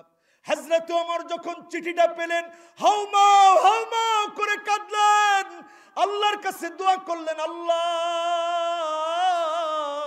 বাইতুল মালের দায়িত্বে, রাজকোষাগারের দায়িত্বে এমন একজন আছে, খেয়ানত হওয়ার সম্ভাবনা নাই, এমন নেতাদেরকে যিনি আমাদের নেতা বানায় দিয়েছেন তিনি কে?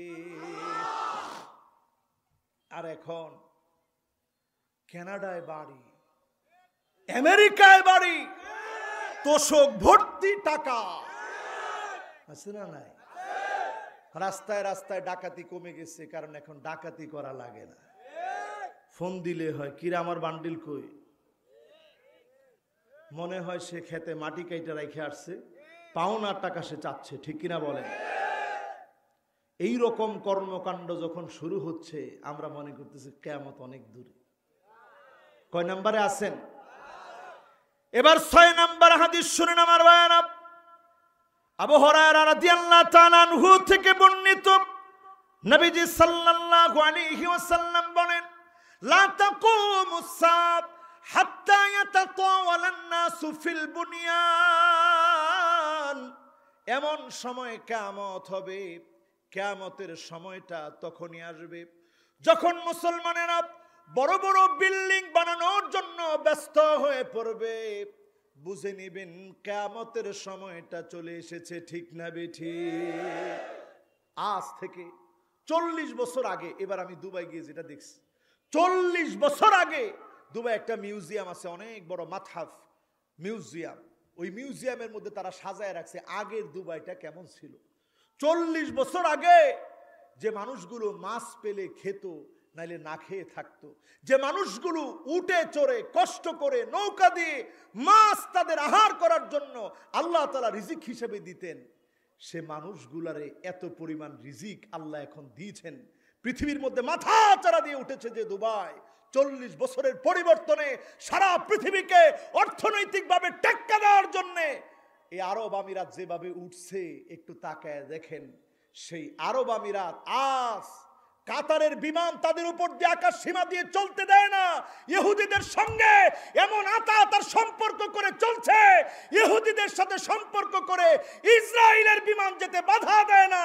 বোঝা যায় কিয়ামতের আর বাকি নাই, ঠিক কিনা বলে?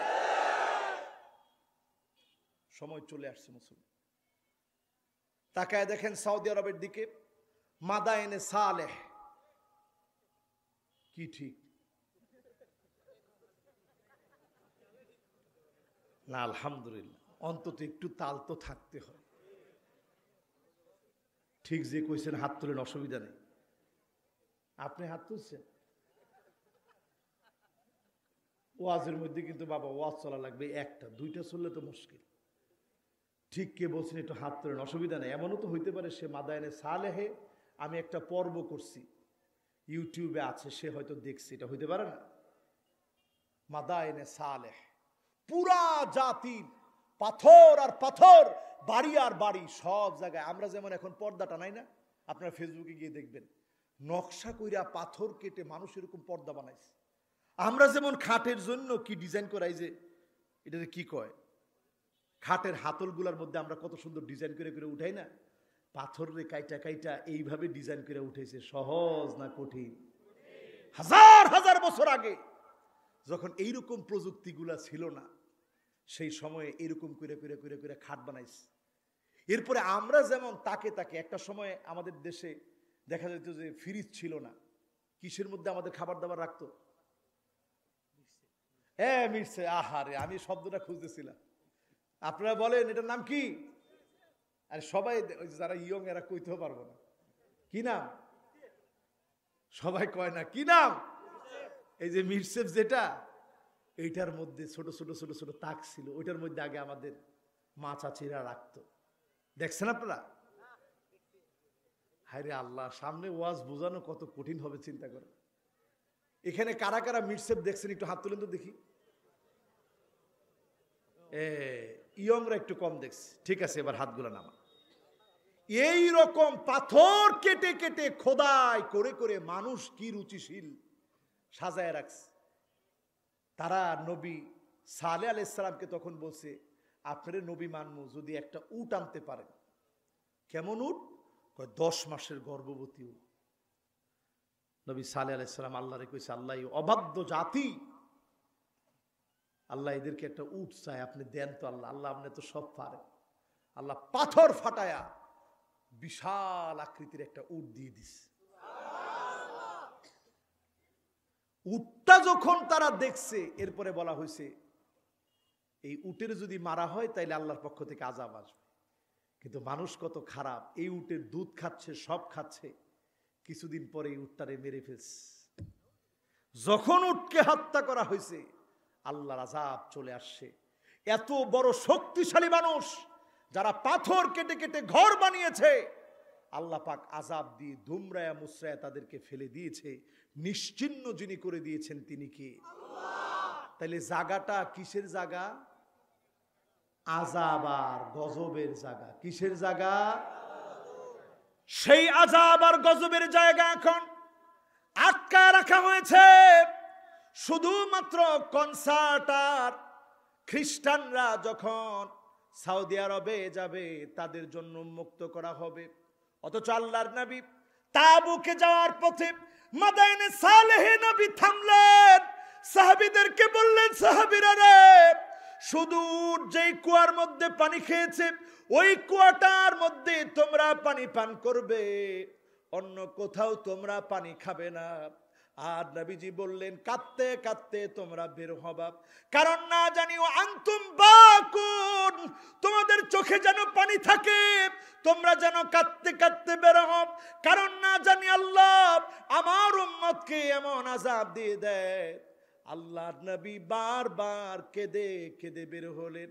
আজকে তাকায় দেখেন, মুসলমানরা সেইখানেও মুসলিমদেরকে ঢুকতে দিবে, সেখানে কনসার্ট হবে, সেখানে খ্রিস্টানদের জন্য আয়োজন হবে। আলামতগুলা বলে দিচ্ছে আজকের বড় বড় নির্মাণ কিয়ামতের দিকে আমাদেরকে ডাকতেছে, ঠিক না বেঠিক? বুরুজ খলিফ কিয়ামতের দিকে মুসলমানদেরকে ডাকতেছে। সৌদি আরব 2030-এ একটা সিটি হাতে নিছে, নাম দিছে নিয়ম সিটি। কি সিটি? যেই নিয়ম সিটির মধ্যে থাকবে কৃত্রিম একটা চাঁদ, সেখানে চাঁদের মধ্যে যা যা আছে সব আইনে আইনে আইনে বসাবে, যাতে করে মানুষ চাঁদের ফিল নিতে পারে। আবার সেখানে রাখবে উড়ন্ত ট্যাক্সি, রাখবে রবট। এখন চিন্তা করছে দুবাই যে আমাদের কি টাকা কম, আমরা নিয়ম সিটির চাইতে আরো আধুনিক, অত্যাধুনিক বিলিয়ন বিলিয়ন মার্কিন ডলার খরচ করে আমরা এই কাজ করব। দুর্ভিক্ষ আসবে না? আসবে কি? আজকে তাকায় দেখে নিয়ে আমানের দিকে পেট পিঠের সঙ্গে লেগে যাচ্ছে মুসলমানের। ক্ষুধার যন্ত্রণা প্রকট আকার ধারণ করেছে। ফিলিস্তিনের মুসলমান ক্ষুধার্ত, আর মুসলমান বিলাসিতায় যখন মত্ত, এই মুসলমানের ঘাড় মটকায় দেওয়া হবে। যিনি আযাব দিবেন তিনি কে? তবে সবাই আযাবের মধ্যে পড়বেন, আল্লাহ অনেককে বাঁচায় দিবে। কেমনে? কারণ মুসাওয়াবা, ওইখানে নাম লেখা থাকবে যে অমুক তার ঘাড় মটকা, ওইটা আইয়া অমুক তারই ঘাড় মটকায় দিবে। জোরে করে আল্লাহু আকবার। আর একটু শোনাবো আপনাদেরকে, কষ্ট হচ্ছে না ভাই? 12টা বাজতেছে কিন্তু মাশাআল্লাহ। আমরা এই 6 নাম্বারে এসে গেছি, আমরাও শেষের দিকে ইনশাআল্লাহ। কয় নাম্বারে আছেন? আর একটু শুনাই। জর্ডানে, আমি অনেক দেশের কথা আজকে বলতেছি, এত দেশের কথা কিন্তু মাহফিলে বলি না, আজকে বলতেছি। আমাদের চেয়ারম্যান সাহেবকে পাইছে, আমার কাছে ভালো লাগতেছে। চেয়ারম্যান সাহেবও অনেক জানা মানুষ। তো এই যে বিষয়গুলো, জর্ডানে আল্লাহ পাক লূত আলাইহিস সালামের কওমকে শাস্তি দিলেন, শেষ করে দিলেন আল্লাহ পাক একটা জাতিকে। সেখানে একটা লোক বড় চালাক ছিল, সে চিন্তা করলো যেভাবে সমকামিতা চলছে আল্লাহর পক্ষ থেকে মনে হয় আযাব আসবে, আমি পালায়ে যাই। সে পালায় আইসা ঢুকছে মক্কায়। ওমান দাখালাহু কানা আমিনা, মক্কাকে যিনি নিরাপত্তার চাদরে বেষ্টিত করেছেন তিনি কে? পাথর কিন্তু ঠিকই আসছে, আইসা খুঁজতেছে কিরে এই শয়তানটা গেল কই। আবু রাগিল রে খুঁজে আর পায় না। এই আবু রাগিলকে খুঁজে যখন আর পাচ্ছে না, খুঁজতে খুঁজতে খুঁজতে খুঁজতে আসছে মক্কায়, এসে দেখে কাবার চত্বরে সে পাথর থেমে গেছে। সে খুব চালাক, 40 দিন পর্যন্ত সে সেখানে ছিল। 40 দিন পরে মনে করছে যে এখন আর কিছু হবে না। যেই 40 দিন পর বের হয়েছে, তৎক্ষণাৎ পাথর এসে আবু রেগালকে নাস্তানাবুদ করে দিয়েছে। বলেন আল্লাহু আকবার। আমরা গতকাল ফেসবুকে দেখলাম বাংলাদেশের একটা ছেলে মেয়ের মতো পোশাক পরে মাই বডি মাই রুলস, এই অধিকারের জন্য সে দাঁড়ায়া বলতেছে বাংলাদেশের মাহফিল গুলাতে নজরদারি বাড়ানো হোক, গালে কি দেওয়া হোক না, আমরা জুতার পিটা নাই দেই। আমরা এই দায়িত্বটা আমাদের দেশীয় প্রশাসনকে দায়িত্ব দিচ্ছি। আল উমারাউ বিল ইয়াদ, এই রকম কথা যারা বলে মাই বডি মাই রুলস, তারা আল্লাহর আদালতে শুধু নয় জাতির কাছে চিহ্নিত দুশমন। তারা ঠিক কিনা বলে? তারা আমাদের মেয়েদেরকে ঘর থেকে বের করতে চায়, তারা আমাদের মেয়েদেরকে উলঙ্গ বানাতে চায়, তারা আমাদের মেয়েদেরকে অশ্লীল বানাতে চায়, আমাদের মেয়েদেরকে দিয়ে পাশ্চাত্যের ড্রেসগুলো তারা পরাতে চায়। এদেশের শিকড়, মুসলমানদের গেঁথে থাকা শিকড়, এদেশের রন্ধ্রে রন্ধ্রে কালেমার জন্য রক্ত দেওয়ার ইতিহাস, বাংলাদেশে এটা হবে না, হবে না এবং হবে না। আজকে সারা দুনিয়া উঠে পড়ে লেগেছে বাংলাদেশকে কিভাবে ধ্বংস করা যায়। আপনারা বুঝতেছেন না, সারা দুনিয়া থেকে চক্রান্ত চলছে। কারণটা কি? ফ্রান্সে যখন আমার নবীর বিরুদ্ধে কোন কটু বাক্য উচ্চারণ করা হয়, হাজার হাজার কিলোমিটার দূরে আমার বাংলাদেশে বসে সবচেয়ে বড় মিছিল করা হয়। ইমানি চেতনার এই স্পিরিটকে সামনে রেখে, ইমানি চেতনার এই স্পিরিটকে সামনে দেখে সারা পৃথিবীর অমুসলিমরা সহ্য করতে পারে না যে দেশকে, ওই দেশের নাম বাংলাদেশ। ঠিক না বেটি? কিন্তু বিশ্বাস করেন, এই দেশটাকে যিনি অত্যন্ত মহাব্বত করেন, পছন্দ করেন, তিনি কে? আমি একটা আয়াত পড়ে খুব চিন্তিত হই। واتقوا فتنة لا تصيبن الذين ظلموا منكم خاصة واعلموا أن الله شديد العقاب। এটা পড়লে আমার ভিতরে খুব ভয় লাগে। আল্লাহ বলেন, গোলাম শোনো, আযাব যখন আসবে আমি কাউকে ছেড়ে দেব না, সবগুলারে ধরব। এরপরও আমি দেখি বারবার এই আযাব আসে। যিনি মহাব্বত করে এই দেশের মানুষগুলাকে ছেড়ে দেন তিনি কে? মক্কায় যখন তালাবদ্ধ অবস্থায় ছিল, মদিনা যখন তালাবদ্ধ অবস্থায় ছিল, সেই সময় আমার দেশে বাতি নিবায়া সালাতুত তারাবি চলেছে। ঠিক কিনা বলেন? হজের কার্যক্রমকে যখন সংক্ষিপ্ত করা হলো, সেই সময়ও গোপনে গোপনে আমাদের মাদ্রাসাগুলাতে কোরআন তেলাওয়াত চলেছে। সেই সময়ও কওমি মাদ্রাসাগুলাতে কোরআন তেলাওয়াত চলেছে। রাত গভীর আল্লাহর কাছে তাহাজ্জুদের নামাজে কেঁদেছে। এজন্যই বাংলাদেশকে যিনি ভালোবাসেন তিনি কে? কথা কি আমি বুঝাইতে পারছি? সুতরাং আমার ভাইয়েরা, সময় কিন্তু বড় কঠিন। এই সময়ে এত বড় শয়তান তৈরি হচ্ছে। মাই বডি মাই রুলস, মানে আমার বডি আমার নিয়ম। তোর বডি, 2 বার পাতলা পায়খানা হইলে 3 বারের সময় স্যালাইন লাগে 3টা। তুই কস তোর বডি। একটা ফুরা হয়েছে আমার, সেই ফুরার অপারেশন হইল। মেরুদণ্ডের পাশে মানুষ কি দুর্বল চিন্তা করেন। ডাক্তারের কাছে যখন আমি এটা শুনছি, আমি এক মাহফিলও বলি না, আজকে শুধু বলতেছি, আপনারা নেটের কোথাও এটা দেখবেন না, শুধু আজকে বলতেছি, আমার কাছে কেন যেন ভালো লাগতেছে। পাইলোনিডাল সাইনাস বলে এটাকে। সাইনাস মানে একটা গহ্বর তৈরি করা, একটা চুল। মাই বডি মাই রুলস, শোন তোরা কান খাড়া করে। পাইলোনিডাল সাইনাস বলে। সাইনাস মানে গহ্বর, গহ্বর মানে একটা জায়গা নিয়ে ফেলেছে। তো মেরুদণ্ডের পাশে একটা ছোট্ট ফুরা হয়েছে আমার। এই ফুরার কারণটা কি? কারণ হচ্ছে একটা চুলের উপরে যখন আপনি বারবার আঘাত করবেন, বসবেন বসবেন বসবেন বসবেন, তখন এই চুলটা আস্তে একটা গহ্বর তৈরি করে ফেলে। তার এরিয়া নিয়ে সে একটা গহ্বর তৈরি করে, প্রচন্ড ব্যথা হয়, যেটা অপারেশন করলে 1 মাস 2 মাস 3 মাস 4 মাস পর্যন্ত লাগতে পারে শুকাইতে। আমি আপনাদের কাছে দোয়া চাই, আল্লাহ যেন আমার খুব দ্রুত এটা শুকায় দেয়। পরে না আমি, আরে মিয়া, মাই বডি মাই রুলস। একটা ফুরা হইলে শুকাইতে 1 মাস লেগে যায়, আর তুই কস তোর বডি তোর রুলস। তোর বডি কোনোদিন হতে পারে না, বডিটা কার? ইন্না সালাতি ওয়া নুসুকি ওয়া মাহইয়ায়া ওয়া মামাতি লিল্লাহি রাব্বিল আলামিন। আমার নামাজ, আমার কুরবানি, আমার জীবন, আমার মরণ সবগুলা কার জন্য? My body my rules. বেটা, একটা সামান্য ফুরার মালিক তুই হইতে পারস নাই।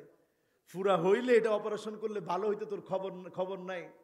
কত ট্যাবলেট খাওয়ার পরেও শুকায় না, আবার তুই কস তোর বডি তোর রুলস।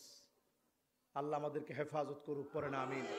আমাদের সন্তানদেরকে সমকামী হওয়ার মতো গুমরাহি ওই ছেলে অধিকার দেন, বাঁচতে দেন, এ কথা স্পষ্ট বলার মতো সাহস এখন বাংলাদেশে করা হচ্ছে। রাষ্ট্রীয়ভাবে তাদের বিরুদ্ধে আইনানুগ ব্যবস্থা নেওয়া উচিত, ঠিক কিনা বলে? সেদিন দেখেছি এক মেয়েকে বিবাহ করেছে। বিবাহ করার পরে যেটা ছেলের ভূমিকায়, ওটা বলতেছে প্রয়োজনে রক্তের উপর দিয়ে হেঁটে যাব, ওরে ছাড়া আমি যাব না। এরকম 2-1টার কারণে আযাব আসলে বাংলাদেশ ধ্বংস হইতে বাধ্য, ঠিক কিনা বলে? কয় নাম্বারের পরে? 6 শেষ। এবার কয় নাম্বার? 7 নাম্বার। আমার ভাইয়েরা, হাদিসটি নবীজি সাল্লাল্লাহু আলাইহি সাল্লামের সাহাবী আবু হুরায়রা থেকে বর্ণিত। নবীজি সাল্লাল্লাহু আলাইহি ওয়াসাল্লাম ইরশাদ করছেন, লা তাকুমুস সাআ হাত্তা তাউদ আরদুল আরব মুরুজান ওয়া আনহারা। ততক্ষণ পর্যন্ত কিয়ামত হবে না যখন আরব দেশটা সবুজ হয়ে যাবে, পানি আর পানি, সব দিকে যখন উৎসগুলা বের হয়ে যাবে, কিয়ামত চলে আসবে। আজ দেখেন আরবের মরুভূমি, পাথর বেষ্টিত আরব, সেই আরবের ভিতরে সবুজ শ্যামল বানানো হচ্ছে। 10-15 বছরের গাছগুলাকে স্থানান্তরিত করে দেশ থেকে দেশান্তর, বিভিন্ন দেশ থেকে নিয়ে সবুজ শ্যামল বানানোর প্রকল্প চলছে। এই গভর্নমেন্টের সময়, এই শাসকের সময়, এই রাজার সময় সবচেয়ে বেশি সবুজ করার প্রকল্প চলছে। এই প্রকল্প বলছে কিয়ামতের সময়টা বড় সন্নিকটে, ঠিক না বেঠিক? 7 নাম্বার গেছে। এরপরে জানি কত নাম্বার? মাশাআল্লাহ, 8 নাম্বার। শোনার ধৈর্য আছে তো আপনাদের? একজন খালি উঠতে নিছিল, বৈশা গেলেই হয়। আমি ওনার লেগে যে দোয়াটা করবো ইনশাল্লাহ, বৈশা সারছে আলহামদুলিল্লাহ। চিন্তাটা, আরে আল্লাহ, কইয়া একজনকে বয়াইতে পারি না, লগের আরেকজন একটু ও দাঁড়া ধরে গেছে, টান দিয়া বসেন, একটু কষ্ট বেশি হইতেছে। এই শেষের দিকে আছে। কয় নাম্বার? 8 নাম্বার। নবীজির সাহাবী কাব থেকে বর্ণিত হাদিস, আল্লাহর হাবিব বলেন, লা তাকুমুস সাআ, ততক্ষণ কিয়ামত হবে না, হাত্তা ইউদাব্বিরুর রাজুল আমরা 50 ইমরাত। একজন পুরুষের পিছনে 50 জন করে মহিলা যখন ঘুরবে, পরিষ্কারভাবে বুঝবেন কিয়ামতের সময়টা বড় সন্নিকটে। কি ঠিক? একজনের পিছনে 50 জন। এখন মুরব্বীরা কইতেছে হুজুর আমাদের যুবকরা এত খারাপ না, অন্তত বাদ বাকি যেগুলা বলছেন ওইগুলা ঠিক আছে, কিন্তু এইটা হুজুর আমাদের যুবকদের মধ্যে নাই। এটা তো অন্তত ঠিক কম আছে না? কেমনে আছে এখন বুঝাইলে বুঝবেন। যুবকদের আরেকটা জীবন, একেবারে পার্ট অফ লাইফ, জীবনের একটা অবিচ্ছেদ্য অংশ, তার নাম ফেসবুক।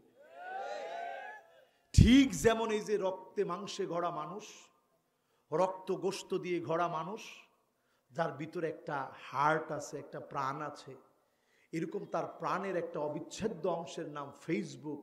একটা প্রোফাইল তৈরি করে সেখানে ছবি দিয়া, ওই প্রোফাইলের মানুষটা তারই অংশ, এমন অংশ সেটা, ওইটার ভিতরে 5000 বন্ধু নেওয়া যায়। 5000-এর ভিতরে 4500 মহিলা দিয়ে ভরপুর। তো যদি এটি হয় তাহলে কিয়ামত কাছে না দূরে? অনেকে বলবেন হুজুর ফেসবুকে আমি নামাজের কথা বলি ওনারে, যে আপনি নামাজ পড়ছেন, আপনি যদি তাহাজ্জুদের দাওয়াতও ফেসবুকের চ্যাটিং এ মহিলারে দেন, হালাল না হারাম? আপনি ফতোয়া দেন হালাল না হারাম? আপনি তারে জিগাইবেন নামাজ পড়ছেন, হেও আপনি জিগাইব নামাজ পড়ছেন, আপনি উত্তরে কইবেন শুধু নামাজই পড়ি নাই, তাহাজ্জুদও পড়ছি। কিছুদিনের মধ্যে একটা সম্পর্ক হবে, পরে ফেসবুকে আপনারা লিখবেন #ক্রাশ, মানে উমুকে উমুকের ক্রাশ খাইছে। কি খাইছে? কয় না কি খাইছে? এই যেটারে আপনারা কইছেন ক্রাশ, কোরআন সেটাকে জেনা বলেছে, হাদিস সেটাকে জেনা বলেছে, স্পষ্টই জেনার পথে মুসলমান হাঁটছে। যুবকরা এখন বলেন এই কাজ আমরা করি কিনা? বিবাহিতরা কোন করি কিনা? এজন্য আমার মতো করবেন। কি সেটা? মহিলাদের জন্য ফেসবুক টোটালি বন্ধ। বিবাহিত মহিলাদের কিসের ফেসবুক? বিবাহিত মহিলা সৌন্দর্য দেখবে তার স্বামীর, স্বামী সৌন্দর্য দেখবে তার কথা কয় না। এখন মহিলারা সবাই একটা একটা করে ফেসবুক খুলে, আবার প্রোফাইল লক দিয়ে রাখছে। হুজুর আমরা ভালো, প্রোফাইল লক দেওয়া। জীবনে এরকম বহু মহিলা আছে এই সাহস নাই জামাইয়ের হাতে মোবাইলটা দিতে পারে, তাহলে এই বেডি চরিত্রবান? আবার এই রকম বহু স্বামী আছে যেই স্বামী খালি ভয়ে ভয়ে থাকে যে আল্লাহ না জানি কোন সময় এসএমএসটা আয়। আছে আছে। রাত্রে ঘুমের মধ্যে দুঃস্বপ্নে হঠাৎ করে লাভ দিয়ে ওঠে, কি হয়েছে? না কিছু হয় না, একটু খারাপ স্বপ্ন দেখছে আর কি। সে খালি শুনছে টং করে আওয়াজ হচ্ছে, মনে করছে আল্লাহ রে এই তো মনে হয় এসএমএস আসলো। আর বউ তো সাথে সাথে আর দেরি নেই, বাররাকা, তখন বউ সাথে সাথে দাজ্জালের ওই মহিলাদের আকৃতি ধারণ কইরা জামাইয়ের গায়ে হাত তুলতেও দেরি করে না। এগুলো এমনি হয় না ভাই, হয়েছে কেন? ওই যে আপনি জন্ম দিয়েছেন এগুলা। কোন মহিলার সাথে নামে কিংবা বেনামে, প্রোফাইল লক কিংবা প্রোফাইল লক ছাড়া কোন অবস্থাতেই কোন মহিলার সাথে সম্পর্কে জড়ানোর নাম করে ফেসবুকে কোন মহিলাকে বন্ধু বানানো জায়েজ নাই, জায়েজ নাই, জায়েজ নাই। ঠিক কিনা বলেন? হোয়াটসঅ্যাপে, ইমোতে, ভাইবারে, টিকটকে, লাইকিতে, আর যেগুলা রফনা দফনা আমরা নাম জানি না, এরকম আরো অনেক আছে, ইনস্টাগ্রাম কি কি কি বলে, আর এই যতগুলা আছে রে বাবা, এই সবগুলা বাদ দেওয়া লাগবে। মুসলমান পারবেন না ইনশাআল্লাহ? আর যারা বিয়ে করে ফেলছেন, স্ত্রীর গিয়ে আজকেই বলবেন তোমার ফেসবুকটা বন্ধ, আল্লাহর হস্তে তোমার মোবাইল আর আমার মোবাইল একই মোবাইল, আমগো দুজনের মধ্যে কোনো পার্থক্য নাই। হুন্না লিবাসুল লাকুম ওয়া আনতুম লিবাসুল লাহুন্না, আমি তোমার জামা, তুমি আমার জামা। জামা যেমন শরীরের লগে লাগিয়ে থাকে, আমরা একজন আরেকজনের ফেসবুক চালাবো, তারপরেও তুমি মহিলা ফেসবুক চালাতে পারবা না। তোমার আইডি ডিসেবল। আজকে থেকে আমার আইডি তোমার কাছে রাখো, ঘুমের মধ্যে আর দুঃস্বপ্ন হবে না। তুমি আমার ফেসবুক দেখবা, কোনো মেয়ের সাথে চ্যাটিং করার প্রশ্নই আসে না, সবচেয়ে বড় মুত্তাকির পরিচয় আমি থাকবো। রাজি আছেন ইনশাআল্লাহ? কয় নাম্বার? 8। এবার 9 নাম্বার যাব। মাশাআল্লাহ, খুব সুন্দর মনোযোগ আছে। এই আমরা শেষ কথার দিকে চলে যাচ্ছি। আল্লাহ, দুইজন তোমার গোলাম উঠতেছে, আল্লাহ তাড়াতাড়ি ফিরে আইন। পড়েন আমিন। মাশাআল্লাহ, দুইজন গেছে, একজন চলে আসছে। মাশাআল্লাহ, দুইয়ের বিপরীতে এক চলে আসছে, আরেক যদি খেলে আইসা বসে, এই তো মাশাআল্লাহ, আসেন আসেন। মাশাআল্লাহ, দুইজন গেছে, দুইজন চলেও আসছে। তাহলে আমাদের ওয়াজের আর কোনো ঘাটতি হয় নাই। কয় নাম্বারে আছি? 9 নাম্বারে আমার ভাইয়েরা, এই যে আঙ্গুল দেখাইলাম না, আঙ্গুল আঙ্গুল দেখছেন তো? হ্যাপি কি কইছিলাম একটু আগে, একটা ডের নাম হ্যালোইন। এই তো মনে রয়েছে, এই হ্যাপি হ্যালোইন ডেতে সৌদির লোকেরা জুব্বা পইরা, আহারে আল্লাহ, জুব্বা পইরা তার উপরে শয়তানের শিং লাগাইছে। আমাদের দেশে দেখবেন একজন নায়কের খুব ভক্ত, তার নাম সালমান শাহ, না ওই যে, আরে না সাকিব খান না, ধরো আন্তাজি নাম করলে বেজার লাগবে আবার। ওই যে পেপসির অ্যাডভার্টাইজ করছে, তার নাম জানি কি, না না না সালমান খান, এবার ঠিক আছে, পেপসির অ্যাডভার্টাইজ করছে দেখবেন, কি নাম? সালমান খান না? সালমান খান দেখবেন এভাবে 2 আঙ্গুল দেখাইছে। কয় আঙ্গুল? রসুল বলছে লা তাশাব্বাহু বিল ইয়াহুদ, খবরদার ইহুদিদের অনুসরণ করো না। সাহাবায়ে কেরাম প্রশ্ন করার আগেই নবীজি বলছে ইহুদিদের অনুসরণ হবে বিল আসাবা, আঙ্গুল দিয়ে ইহুদিদের অনুসরণ করা হবে। এখন 2 আঙ্গুল কার অনুসরণ? জোরে কোন, কার? ইহুদির। দেখবেন আপনাদের খেলোয়াড় জন সিনা খেলায় যখন জিতে, তখন মাসেলগুলা দেখায়া বি চিহ্ন তুলে না, 3 আঙ্গুল উঠায়। এটা তৃতীয়বাদ। কি বাদ? আঙ্গুল 3টা থাক, 3টা দেখান দরকার নেই, এটা শুধু আমিই দেখাই, কেউ দেখান দরকার নেই। এটা তৃতীয়বাদ। এটা কি? কোনদিন 3 আঙ্গুল উঠায়া একটা ছবিও জীবনে কোনদিন ফেসবুকে আপলোড দিবেন না, এটা হারাম। ইহুদিদের অনুসরণ। কোনদিন কেউ 2 আঙ্গুল উঠায়া ছবি উঠাবেন না, এটা শয়তানের শিঙের পূজা করা। এরপরে রাসূলুল্লাহ সাল্লাল্লাহু আলাইহি ওয়াসাল্লাম বলছে খবরদার নাসারাদের অনুসরণ করো না উম্মত। কেমনে? নাসারাদের অনুসরণ হচ্ছে বিল আকুফ, হাতের তালু দিয়ে অনুসরণ করা। কেমনে? জনসভায় গেছে, গিয়া শুধু কথা কয় না, কি ঠোঁটটা লড়ায়া মুসলমানের সন্তান বলতে পারে না আসসালামু আলাইকুম ওয়া রাহমাতুল্লাহ, এরকম না বইলা এই আমল এখন আছে না নাই? 1450 বছর আগে নবীজি বইলা গেছেন। এখন দেখেন আপনি দূরের ওই লোকেরা তো আপনি সালাম পৌঁছাইতে পারবেন না, কিন্তু আপনি ঠোঁটটা নাড়ায় বলবেন আসসালামু আলাইকুম ওয়া রাহমাতুল্লাহি ওয়া বারাকাতুহু। এইটা বইলে এরপরে আপনি হাত লাড়ান, অসুবিধা নেই, কিন্তু আপনি ঠোঁট বন্ধ করে। এটা খ্রিস্টানদের অনুসরণ। মুসলমানদের মধ্যে আছে না নাই? আস কমন পড়ছে না ভাই? এরকম কমন যদি ফালাইতে হয় ঘন্টার পর, আমি এই জন্য চাইছিলাম যে বাবারা আমারে 9টার সময় একটু দিয়ে দেন। খাওয়ায় খোয়ায় আমারে ঘুম পড়ায় রাখছে, হুজুর আপনার শরীরটা খারাপ, আর একটু সময় হুজুর রেস্ট নেন, এরপরে হুজুর ওয়াজ করেন। তা আমিও চিন্তা করলাম বি চিহ্ন এখন থেকে আর দেখাবেন না। এখন থেকে মুসলমান সবাই দেখায় কয় আঙ্গুল? 4 আঙ্গুল দেখায়। কেন দেখায়? নাসরুম মিনাল্লাহি ওয়া ফাতহুন করিব। কারণ এই পৃথিবীর মুসলমান এখন চায় সাহায্য আসবে এক মালিকের পক্ষ থেকে, অবশ্যই অবশ্যই নিশ্চিত বিজয় যিনি দান করবেন তিনি কে? আল্লাহ। এজন্য দেখবেন পৃথিবীর সব বড় বড় আলেমরা এখন 4 আঙ্গুল দেখায়। কয় আঙ্গুল? ইহুদিরা দেখায় কয় আঙ্গুল? কয় আঙ্গুল? আরে না এমনি আর কি। আর আমরা দেখাবো কয় আঙ্গুল? 4 আঙ্গুল। মাশাআল্লাহ। কয় নাম্বার হাদিস শুনাইলাম? 9 নাম্বারটা শুনাইছি, 8 নাম্বারটা শেষ করছি, 9 নাম্বারে যাব। লিল্লাহে তাকবীর।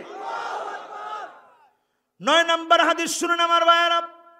আবু মুসা আশআরী রাদিয়াল্লাহু তাআলা আনহু থেকে বর্ণিত হাদিস, নবীজি সাল্লাল্লাহু আলাইহি সাল্লাম বলেছেন, লা তাকুমুস সাআতু, ততক্ষণ পর্যন্ত কিয়ামত হবে না, হাত্তা ইয়াকতুলার রাজুল জারাহু ওয়া খাহু আবাহু, যতক্ষণ না প্রতিবেশী প্রতিবেশীকে মারবে, ভাই ভাইকে যখন হত্যা করে ফেলবে, এমনকি মা বাপকে যখন মেরে ফেলবে, সন্তান হয়ে মা বাপের গলায় যখন ছুরি দিবে, পরিষ্কার ভাবে বুঝবেন কিয়ামতের সময়টা বড় সন্নিকটে। ঠিক না বেঠিক?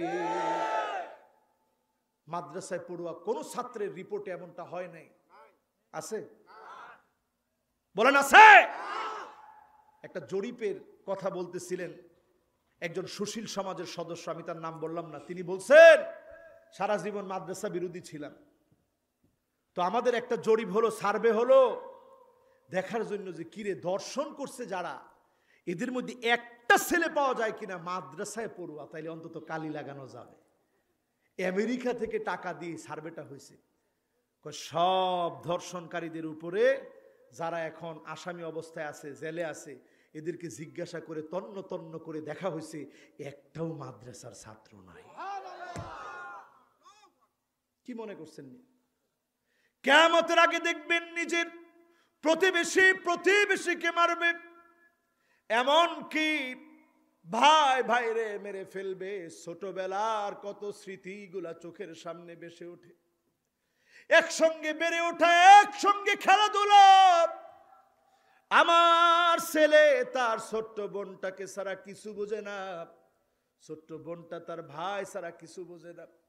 জবানে মাত্র কথা ফুটতেছে ছোট মেয়েটার, এ অবস্থায় আমার ভাই ভাই ভাই বলে ভাইকে সম্বোধন করে বারবার কাছে ডাকতে চায়। এই মহাব্বত হঠাৎ করে কিয়ামতের আগে কমে যাবে, একজন আরেকজনকে মেরে ফেলবে, প্রতিবেশী প্রতিবেশীকে মারবে, এমনকি দেখবেন নিজের মা বাপকে পর্যন্ত শহীদ করে দিবে।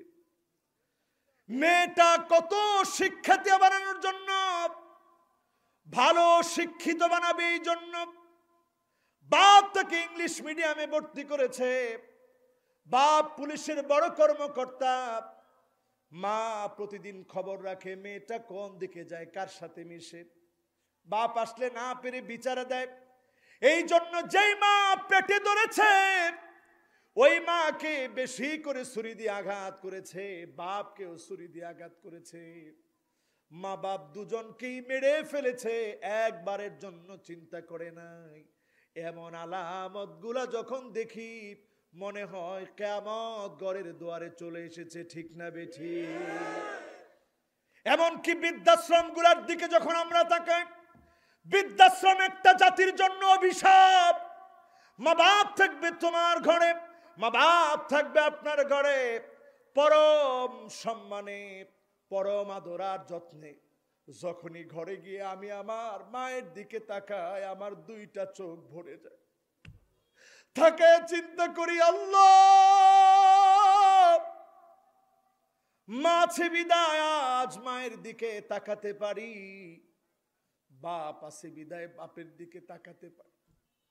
মা বাপের হাতে যখন কিছু টাকা দিয়ে বলি, আব্বা এটা খরচ করবেন। আমার বাবা একজন শাইখুল হাদিস, আমার বাবা একজন আলেম। আমি প্রায় সময় দেখি আমার বাপ যায় নামাজে বসে শুধু আমার জন্য দোয়া করে আর বলে, আল্লাহ ছেলেটাকে তুমি সুস্থ রাখো, কথাগুলার ভিতরে তাসির দিয়ে দিও। এই যে দোয়া মা বাপ করে, যখনই মাকে বলি আম্মা দোয়া করবেন, আম্মা আমাকে বলে, যা বাবা তোর জন্য দোয়া না করবো কেমনে। যখন মিশরে চলে গেলাম, পরীক্ষার সময়গুলো আসতো, আমার কলিজা ফেটে যেত। হারে মায়ের কাছ থেকে দোয়া নিয়ে আসতে পারতেছি না, অনেক দূরে। এখন এত দূর মিশর, আমি কেমন করে মার কাছ থেকে দোয়া নেব। একটা বার চিন্তা করেন, এই মাকে যারা ধমক দেন, মায়ের বদদোয়া দেওয়া লাগে না, বাপের বদদোয়া দেওয়া লাগে না। বদদোয়া দেওয়ার আগে যিনি আপনার জন্য, আপনার এই ব্যবহারের জন্য যিনি গুসা হয়ে যান, রাগে ফেটে পড়েন, তিনি কি? খবরদার যুবকেরা, মা বাপরে কষ্ট দিয়ে ভুলে কিছু বলে ফেলছেন, মা বাপের হাত ধরে বলবেন আম্মা ভুল হয়েছে মাফ করে দেন, আব্বা ভুল হয়েছে মাফ করে দেন। একটা দিন আফসোস করবেন, আরে বাপটারে আর পাই না, মাটারে আর পাই না, দুনিয়ার সব মানুষরে পাই, মা বাপ এত আপন যায়।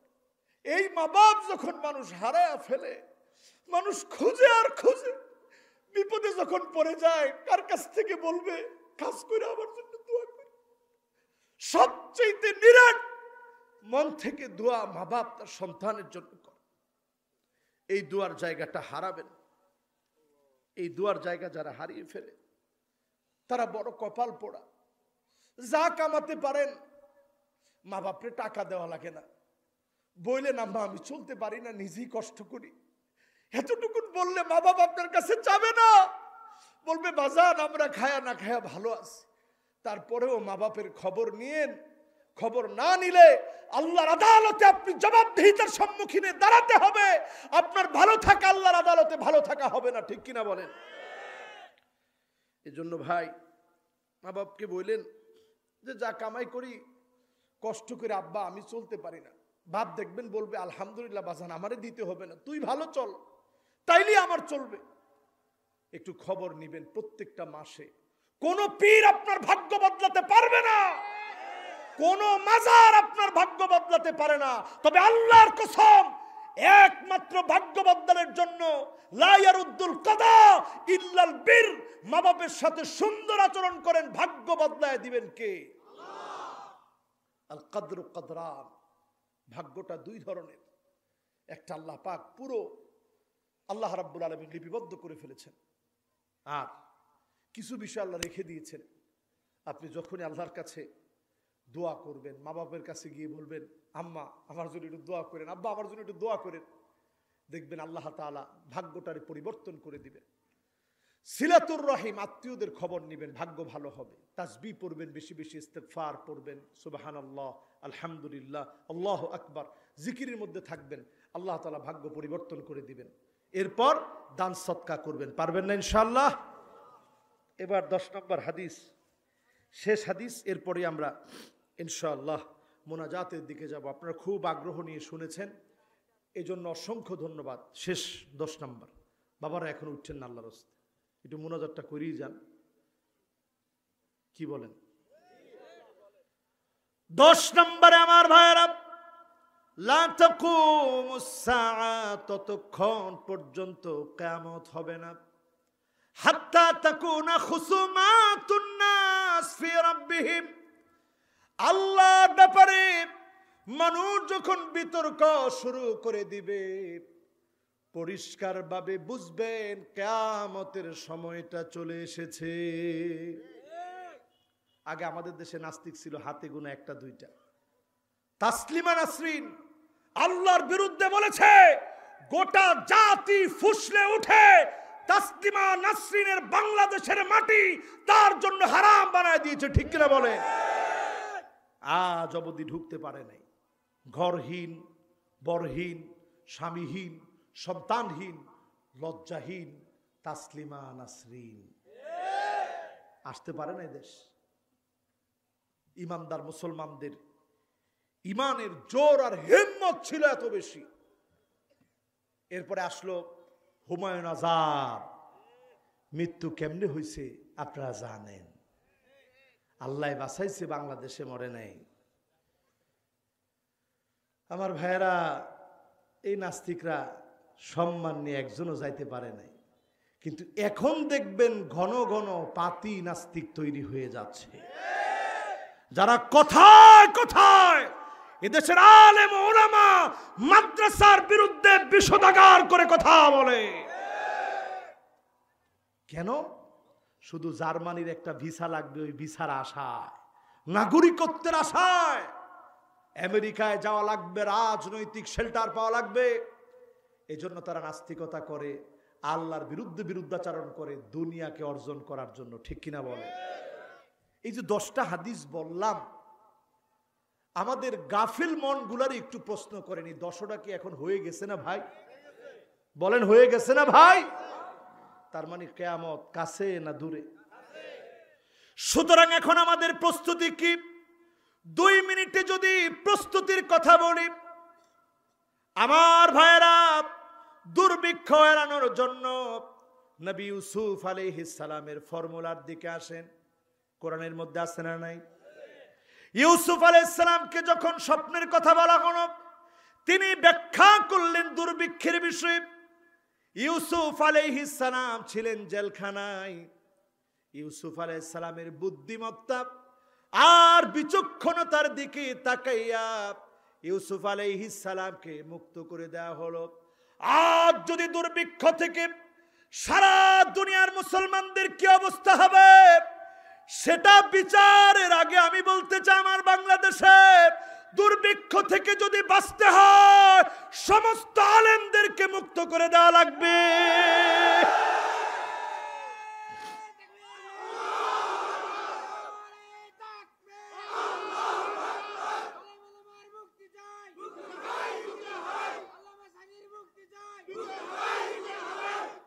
আজকের এই মাহফিলে কথাগুলোর মধ্যে আমরা বলতে চাই, আলেম ওলামাদেরকে যদি মুক্ত করে দেওয়া হয়, কোরআনের কথা বলার সুযোগ দেওয়া হয়, ইনশাআল্লাহ যিনি দুর্ভিক্ষ থেকে জাতিকে হেফাজত করবেন তিনি কে?